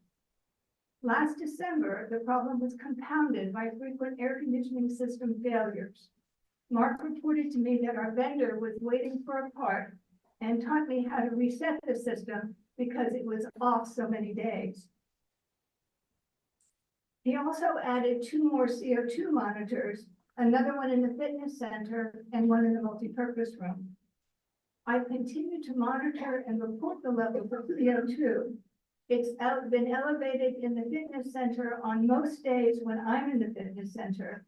However, it seems to be even worse in the multipurpose room, where levels have been elevated with as few as 4 people in the multipurpose room. I've been told that the beeping of the alarm frequently occurred when the multipurpose room was being used for cards and other games. Recently, however, the monitor in the multipurpose room has been removed, so I don't know the situation there now. Mark has told me that our air conditioning system is set for maximum fresh air. I have asked to have professional evaluation of our system, But haven't received any response on that from Mark or the board. Obviously, the amount of fresh air coming in is not sufficient to keep our air healthy down there. As a homeowner and a physician, I strongly recommend that the new board of directors address this problem. Thank you.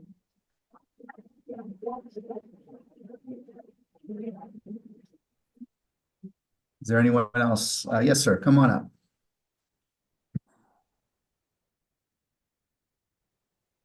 Hi, my name is Mike Ruick. I live in Sanctuary Point, right across the street from Paul.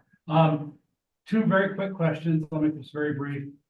Can somebody give a little bit of an update what the timetable is for this new irrigation system? I mean, are we starting it tomorrow, or what that entails, and when will that assessment, hit our bill? And secondarily, I don't know if it's a landscaping issue or whatever, all these cable boxes that are all over this community that I think long since those cable companies have long since Comcast and whomever else. Is there any sense that we could get rid of those somehow and I think make a little bit better aesthetic for if I drive around or ride my bike around the community? So that's all I wanted. I don't know if you can. Well, two quick comments. We're starting the irrigation. This will be quick. We're starting the irrigation issue directly after this meeting.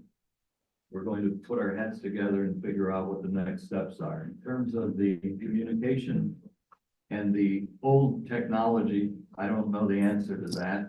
I will ask Eric Frankel and our crew that put this together before. And secondly, I'm going to ask Mark. Well, which part am I working with? The boxes? I can tell you that the boxes, unfortunately, are part of the public utility easement. That's why they're there. Comcast boxes, which were original to the community, are still being used by individuals throughout the community for high-speed internet for their own use rather than using Bluestream. Why? Can't tell you.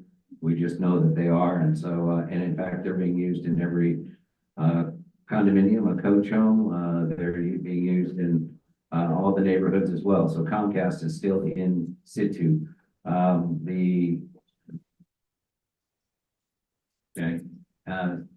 far as some of the other boxes, they're old telephone boxes from CenturyLink. And I don't know if people still have landlines out there. We know that there are still some of the boxes in use. We're working with trying to find out whether or not we can remove the old Lightstream boxes that were out there because they are not in use. So if we can get something done on those, we will.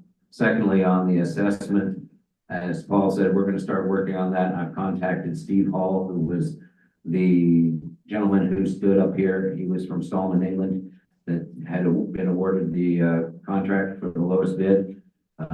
He's aware of the situation. The next steps are probably going to have to be that, as our auditor talked about, we're going to probably have to go to our bank and find out about what's going to happen with a loan, because we're going to have to give him some money to pay for some of those supplies and get things done. I don't think that you folks will probably see anything in your bills until May, just because it's going to take us a while to get the contract to Jason to review, make that sure that's signed, everything's in place, get things going. April is next week, so and we have to get that all together. So I would imagine your May statement will probably be the first time you see anything. You're also going to be asked, and you're going to have to help us with this, is my understanding that you're going to have an option to either pay it all front at once or go over 3 years. And those are all going to have to be questions that are going to have to be decided by you and how that's going to be managed before those statements goes out. So we've got a little bit of work to do before all that happens. And just so you know, we have contacted banks. We are ready to go, but we couldn't give anything until the vote was passed for tonight. So now we're going to go back to them and get the exact rate we're paying, and we'll go from there.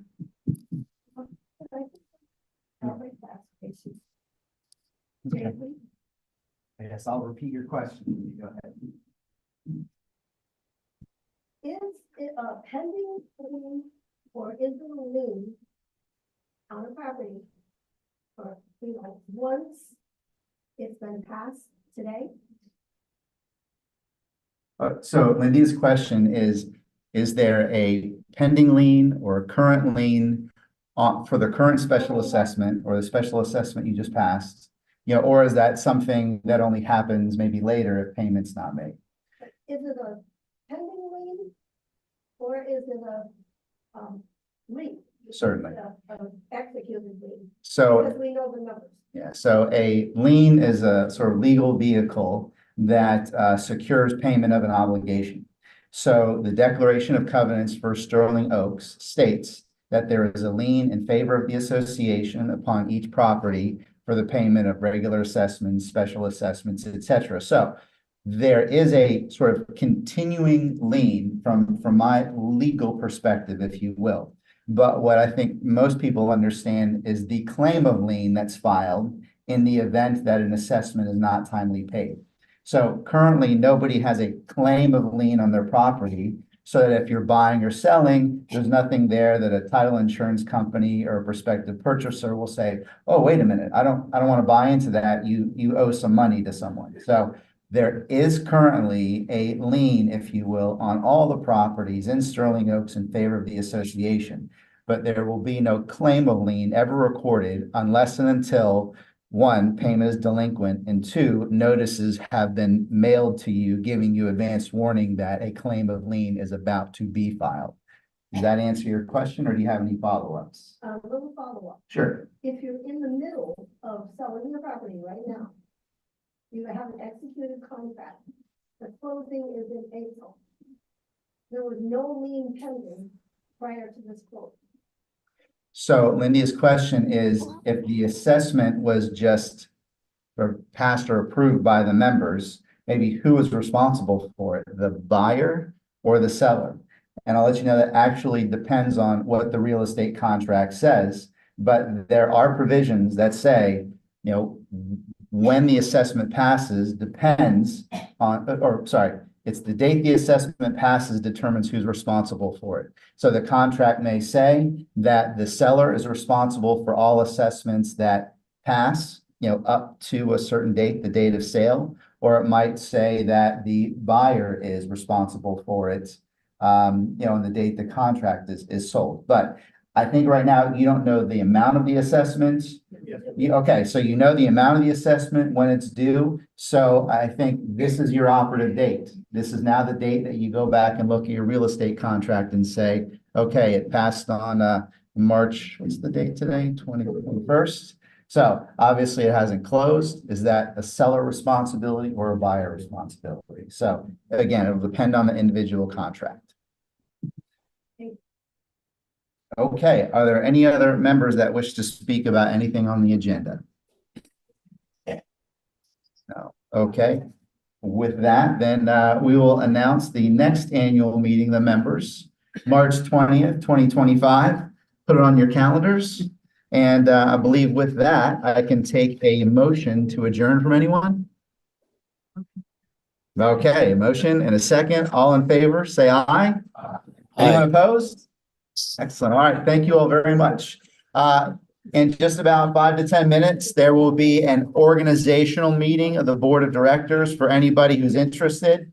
And again, I guess get through it so we don't interfere with pub night. I'll just say that's me. As a follow-up. Folks, just FYI, March Madness Pub Night will be here following this meeting, so it's gonna be upstairs tonight. We'll have the 4 TVs on with the round ball. We'll see. So some contracts say that it's not when it's levied, but when it becomes due. So it's not sort of due right now, right? If it doesn't, if you're. So typically, it's when it's passed. So now that it is passed and it's out there, you, the seller, would be responsible. And I have to pay all that based on her letter. I have to pay that upon my closing next. Potentially, because it says there are options to pay all of it, or it may say they're doing installments. If you Okay, I haven't seen the letter, so I can't answer the question until I see that letter. Because I'm also buying. So. That's that could be, if the contract is the same, then it may be that when you sell, Doesn't want. out of the sale proceeds Yeah. come all of that special assessment. But when you buy, it should be, oh, it's all taken care of. Yes. Yeah, but the title company will make that part of the payment. Yeah. When you So, go back up. a stop letter will come out And then from we're the coming back, association. right? Closing agent, call the association, or email and say, give me a stop So, letter. yeah, as long as Mike's doing okay. Okay, well, I'll be here in April. That's right, so And the so you can take the closing whole summer off takes there. place. I'll probably start Then working from home like the beginning of June, just to make sure I have everything and everything works. Right. And then That my line first item goes boy to the came stop. early. Yeah, oh, okay. Yeah, okay. I'll probably see you next month then. Okay, ask for what? So I'm telling them, I'm closing tomorrow, okay? And I'm trying to pay for closing the 28th. Okay. And your letter came out and said, I could be responsible for paying care of either and things like email me.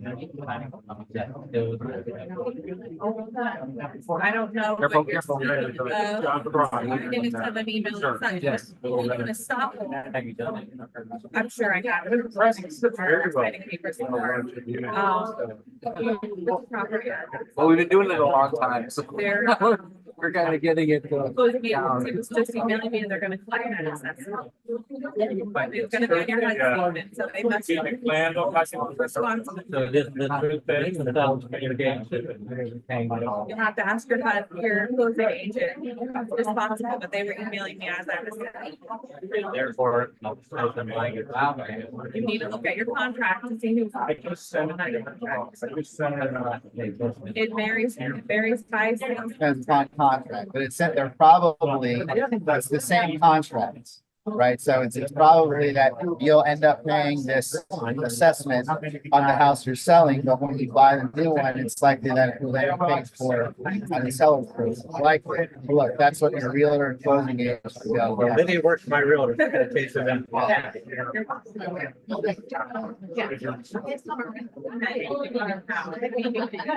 It's important work. Thank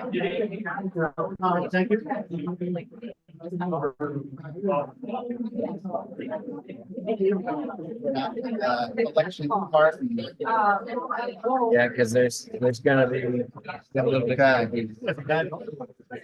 Could be worse, right?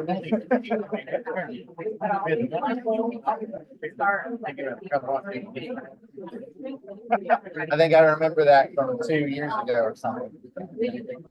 How are you gonna operate, you know? Oh,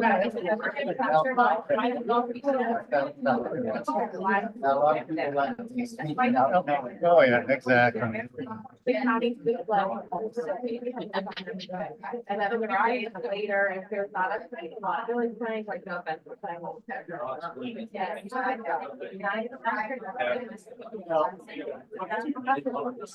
We're still on schedule. Like we. I mean,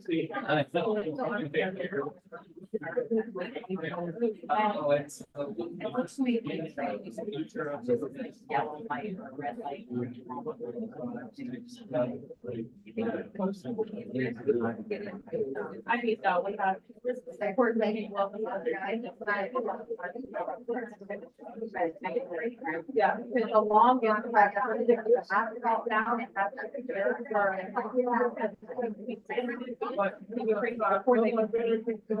Like that's a long.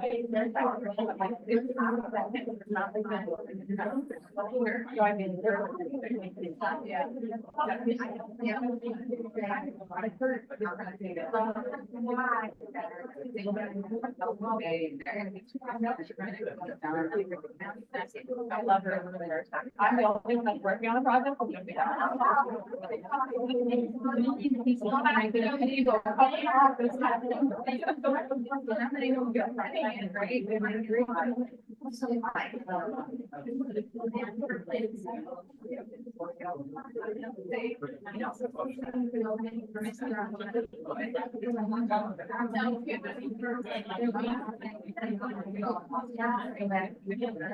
Well, the pickleball committee group never wanted to consolidate, or even if it was it's all we wanted to do. So I mean, yeah, we're still on. Yeah. And you know, because I mean, I'm gonna be a pretty small game, but they do that. Yeah.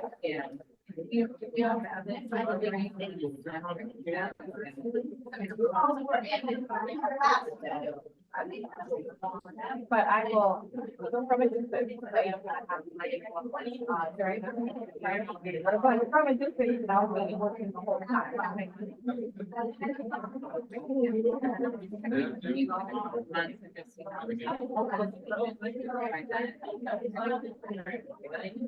No more, I'll try to keep it, we'll have to take some more people on the area, we'll have to do.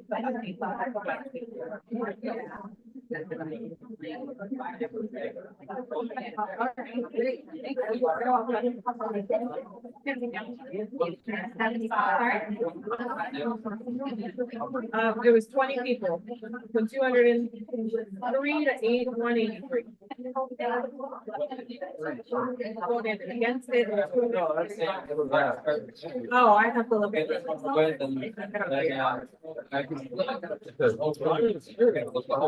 Yeah, no, I can tell you, I just don't have a. Yeah, right. Jason does. Jason has. No, he'll run the next meeting. Oh, he's got the saddle. Yeah, right. John, are you, still okay? You can hear us all right, right? I can hear you just fine, yeah. Okay, great. All right. We're gonna try to get things moving.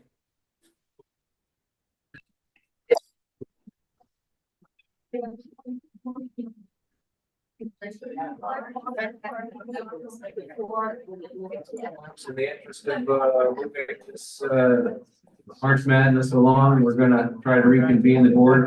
We're gonna have board members back at the table, please.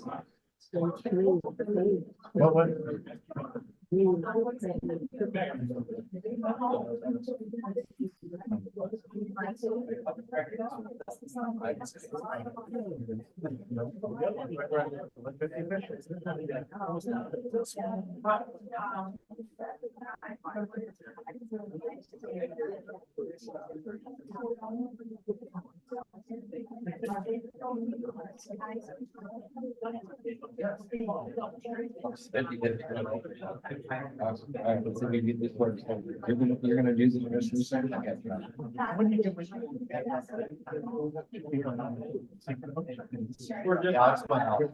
Do you have the balance? somewhere? Yeah, Cezanne has, she already set them up. Okay. Thought we need something.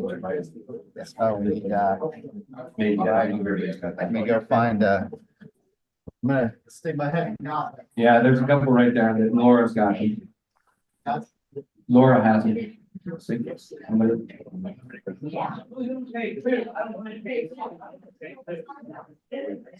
So I got 1, 2, 3, 4, We 5, have enough? 6, 7. Yeah, we're all set. We got enough pens? We'll have enough. Yeah, so I got a couple here. Okay. Who are we missing? Lindy already got over there. All right, Lynn, sit down. We're gonna get going. That's the basketball game for what? I gotta flip the whole room for tonight's opening, so. I know the food and beverage operations probably freaking out. They're already starting in the back of the room, getting things set up in the bar. I've got 1, 2, 3, 4, 5, 6, 7, 8, 9, John's on my computer. and John's on the computer all set. Okay, here you go, Jason. Okay. Oh, I have those packets in my office. Hold on.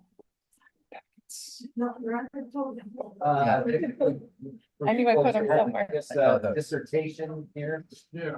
Okay, so Dale Matson came into the office today with this to give to all of the board members for their consideration and review. And I asked him, I said, you planning on spending the time reading your letter at the annual meeting? I said, please don't. Just give it to me in writing so that you can, just keep them. He said, just have them review it. They can talk about it. They can throw it in the trash. They can do what they want. It's his. The hospital. We said that it's up to the board to do what they feel is what they want. So.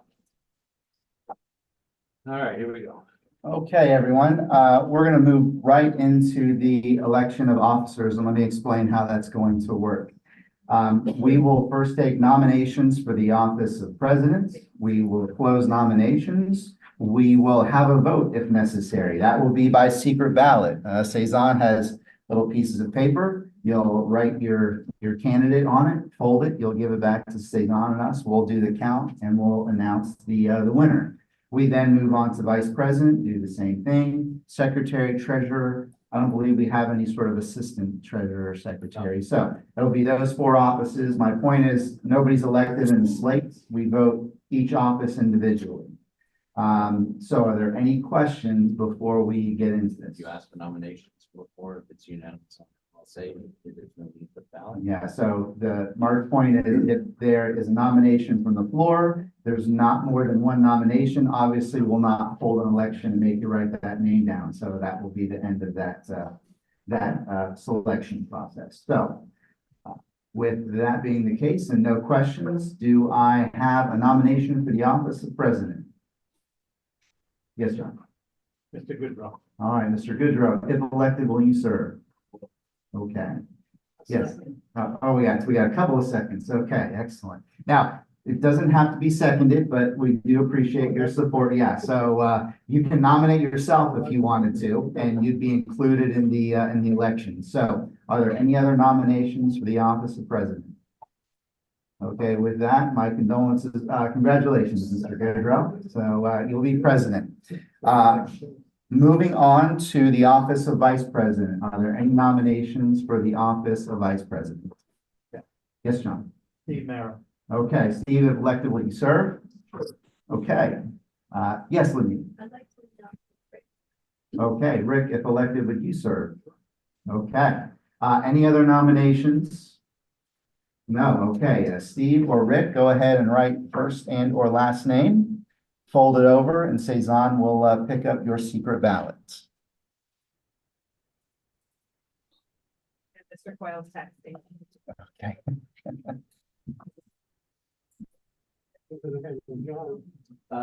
He's texted. He's giving up his secrecy by texting Cezanne. Nah. Guess I gotta turn off my phone.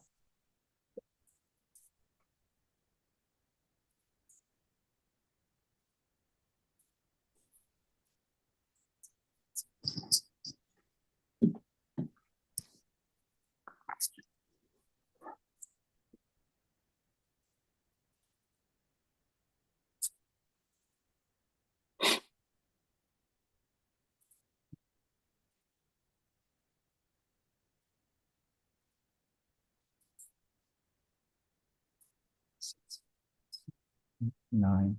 That's 9 total. Okay, so, you wrote one in there. Okay.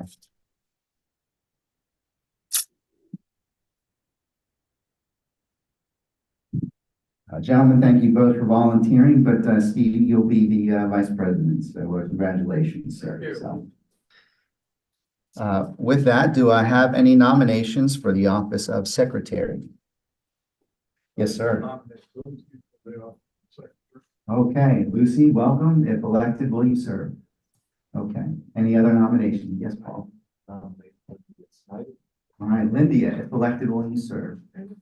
Okay, any other nominations for the office of secretary?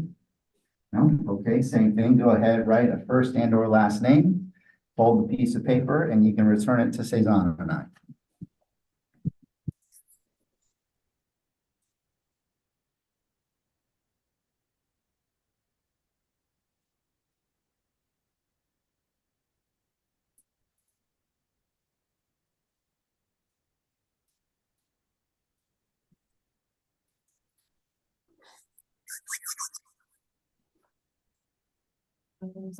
Fill out.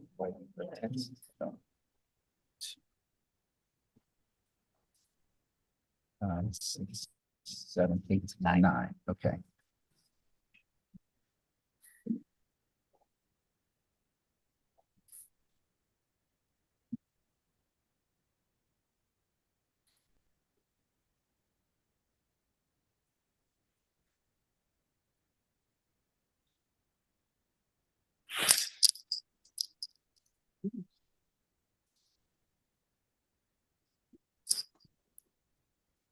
Ladies, thank you both for volunteering with Lucy. You shall serve as the secretary for the upcoming year, so thank you very much. With that, do I have any nominations for the office of treasurer? Yes, Paul. Okay, John, if elected, will you serve? Yes. Okay. Okay, thanks, Rick. Any other nominations? Yes, yes, sir. All right, thank you, Brownie. Rick, if elected, will you serve?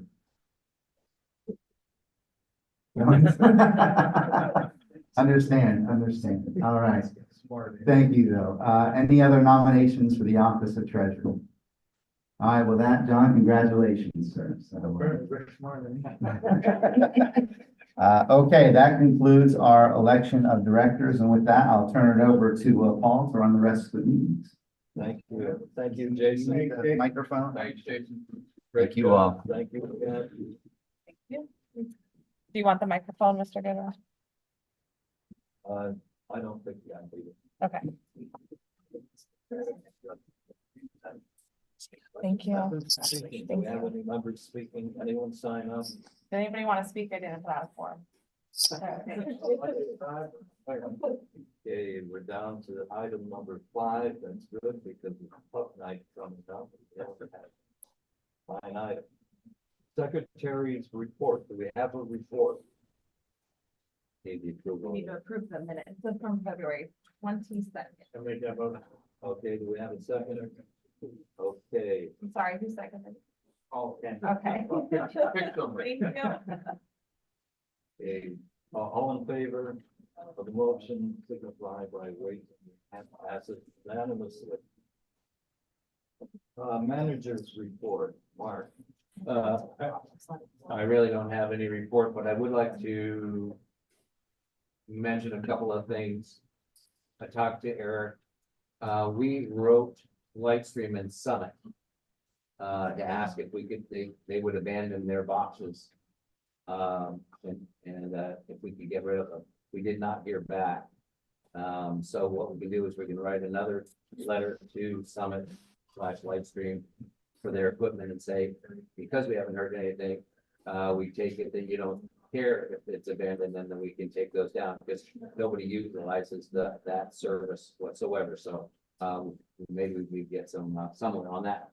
Secondly, on landing situation with the fitness area, I can only tell you the fitness area and the fitness room and its confines have been the same since it was first opened back in 2000. And the air conditioner has been replaced 2 or 3 times. It is a large unit, condenser with an air conditioning system. It does not have what we put up into the ceiling here for this renovation. It's on fresh air intake system. What the system here does is it sucks air from the outside, and even though it's humid, it conditions it, gets it cool, dehumidifies it, and then pushes it into the other air conditioning system so that you can get that fresh air makeup the way you want it. There is that system downstairs just does not have that true capability. I'm working with Randy in the maintenance crew that we've ordered a piece of equipment. They've got backward, and hopefully it's in this next week, to try and alleviate some of that by taking fresh air in from the outside through the wall that's where the air conditioning behind those closet doors, and sucking it in and dehumidifying it, and then putting it into the air handler to try to create some more fresh air. So we are working on that. But sans that, to redo that system down there is gonna require engineering and a makeover of the existing system as a whole. And that means, because if we go to any new gym that's in town, they all have fresh air makeup systems in order to be able to keep that air moving through. I'm sure they've got filtration systems they're up to date, whether or not they utilize UV light, or they use HEPA filters, or they use other means to manage that fresh air turnaround.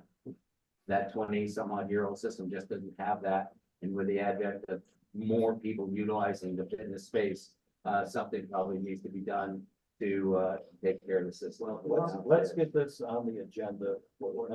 I did want to let you know we are working on it.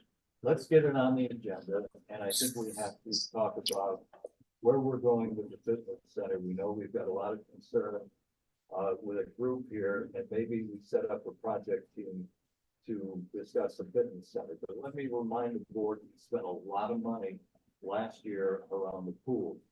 A ton of money. We spent money for staging for the concert areas. We spent money on pergolas for the bocce area. We're spending a ton of money on pickleball, and we spent a lot of money on the marsh out here. So I think it's probably time we reinvested in the fitness center. Very popular amenity, and right now it's hurting. So my recommendation is to make that a priority for this year. Let's put it on the agenda for the next meeting. We can talk more about it then. Brownie? I would like to see data, and I would like to see regulations on how that data it compares to what it should be. In other words, probably how big an issue is it really? Yeah, I think, I need data, and I need to know what the standard right, is. I agree. Okay. I agree. I think all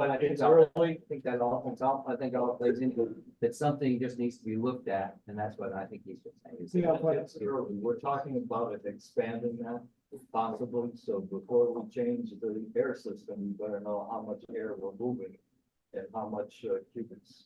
Like the CO2 is and what it should be, and based on Bruce's opinion and. Right. I agree. That's all I got for that. Okay, any old business? No old business, new business. Committee liaison appointments. I'm inclined to table this again to the next meeting where we have some time to sort this out. I mean, I think we could fill some of the assignments now. We usually do the committee board liaison appointments here, and then I'll send everybody their I know, application. I to know that, collect but for there's some confusion, at least in my mind, that who should be doing what. And rather than just assign someone a committee without talking to them in advance, I think it's a little strong on. Is there any drawback to waiting until next meeting? Is there any problem with waiting until next meeting timing wise? Typically, there was one with activities, but I don't see why we can't maneuver things. Well, we could just leave it the way it is. If the current line, we've only got one new member.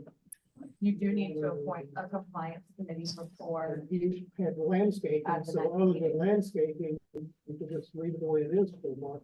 If you need to have a meeting to do anything for a month. You're gonna need compliance for sure, because that's. All right, I'm the compliance liaison. All right, so that's we know finance, pretty much that. Okay. This is voted on, correct? Right. Right. So let's take some time. There's no urgency for this. Rather than stumble our way through this now. I'd rather wait for the next meeting. It's not that urgent. Okay, Are we agreed? Sure. so long as the current committee don't try to go crazy and start doing stuff, they're pretty much, I mean, they're lame ducks, so, yeah, we don't want that. I think we've got. Okay. Stable. All right. I don't think there's any major issue that, you know, you worry about. So how does the voting take place? At the next meeting, we will take a list of all the committees and project teams. And then we attach a board member to that committee. And that will be the liaison. I will hand out a list of responsibilities for liaisons and what your job is. I'll be talking to you in particular, the board member, about all of that before the next meeting, so that you're aware. And then we'll sort out who's going to do what. But to do it now, I mean, you've been here a long time. Oh, one question, are we going to have the committee members, or the people that have requested, you know, available at that meeting? So that the each person, whoever is in charge, can review those people. That's fine with me.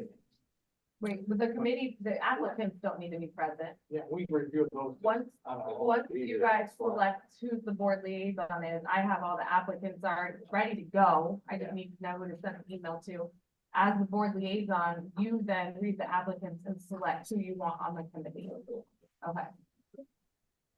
Yes, we just need to get who do we send the list to? And today was the last day, correct? Yeah, but I mean, I'll leave it open until April now because Yeah. Yes, because, you know, we may need to populate these committees too, depending, I don't know how many have signed up or who has on each committee, so we may have to review them. So we've got time. Okay. Check signers. you know that. Generally, I can help you with the motion. I can just go one.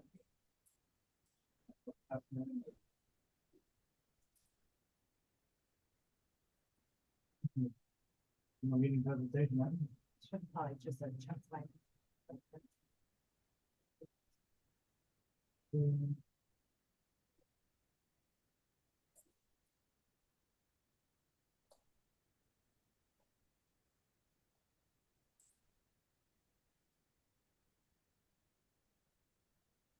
No, I think it's 4 times. Did you do the time? The whole motion. Okay, I make a motion to add check signers, Paul Goodrow, Steve Mara, Lucy Forte Morelli, John Mulligan, and Rick Sanders. Second. Pretty much an emergency, anything needs to be signed here, because everything is done. On a regular basis, it would just be like you and Paul, right? No, there's a minimum of 3. It would have to be Paul, John, and another board member who's really good with email. All right. Okay. Well, if we're gonna stick with the officers, they ought to be the officers. Like, these are the officers. Right. Yeah.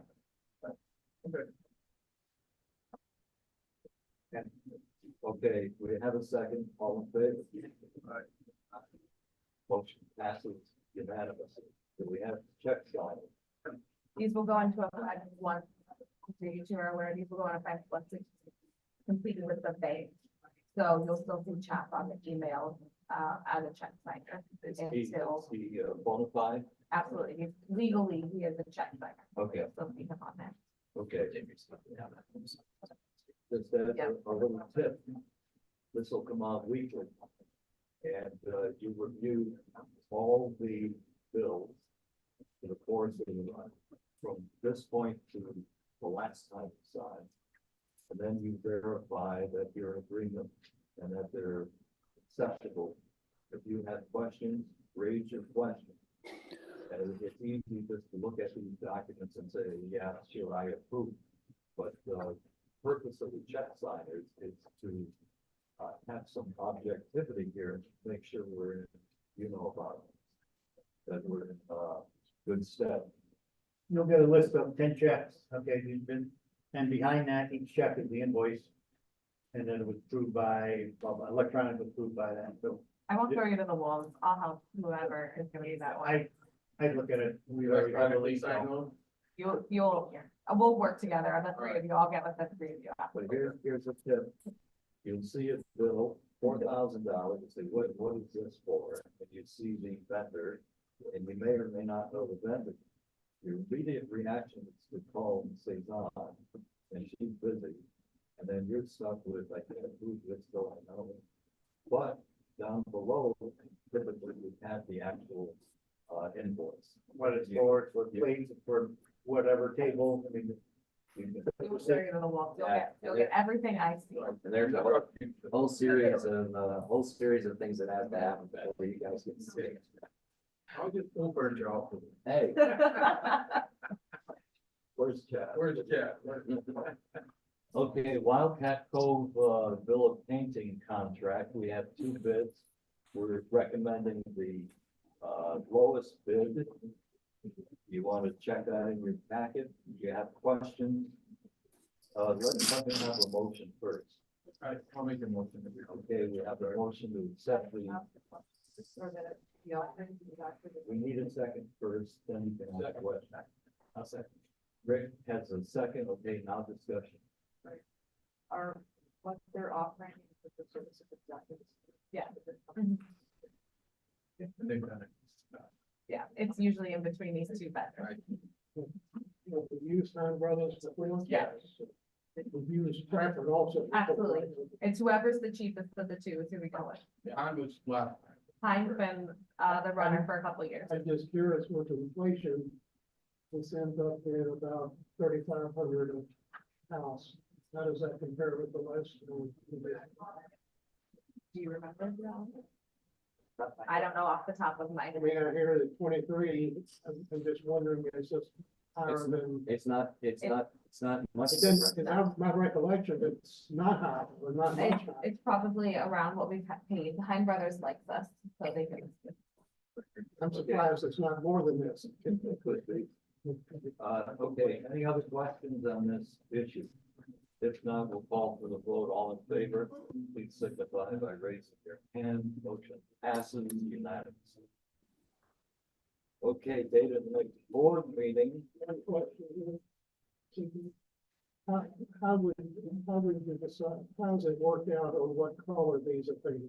I have to work with all of the unit owners and make sure that the village units have to agree on it. So you If they want- don't agree on it, I get to Find pick one the that they color. agree with. They don't agree. Yeah. Then I What do you go- do with it? Then I pick the color. Blue. I don't do blue. Black.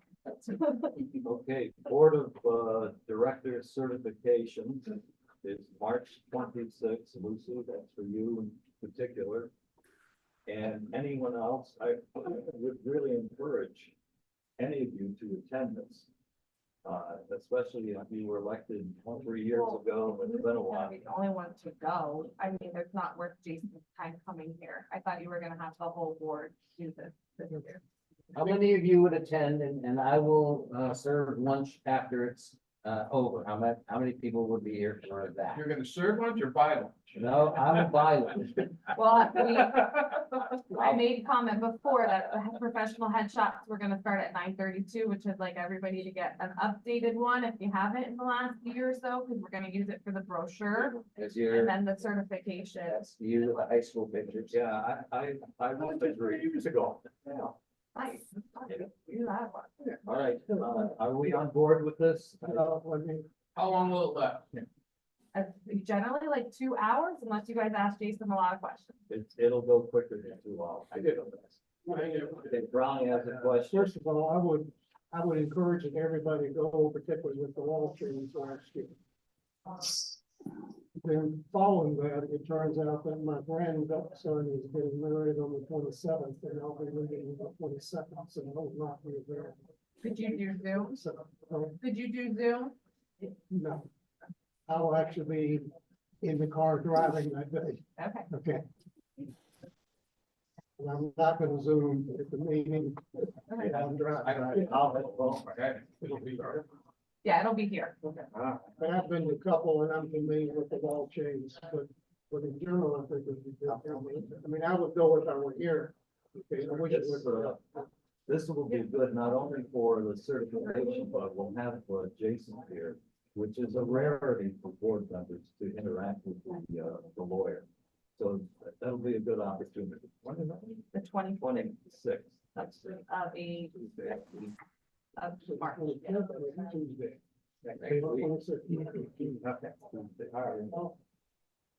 Next Tuesday. No, it's the 25th, it's what it says.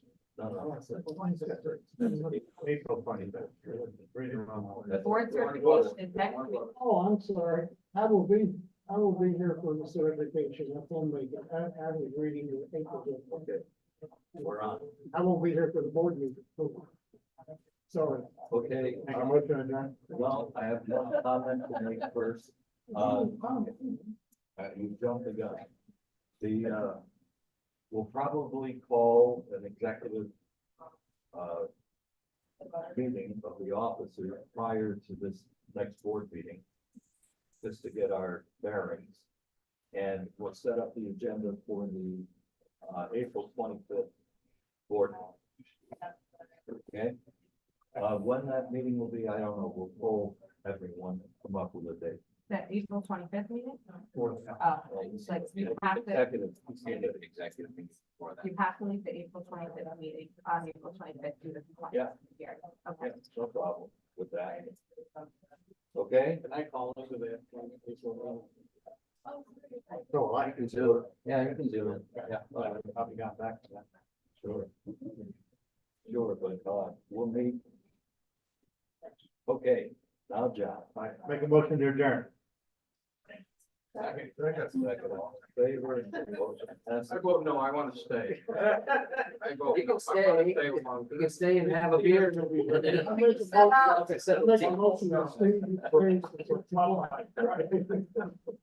right, see if we can get these TVs working. John, you all set? Yep, I'm good. All right, take care of yourself. Any upset yet, Coyle? Not yet, no. All right, have a look yet. I'm gonna cancel you out and stop everything down. All right, thanks. Thanks, John. Any upset yet?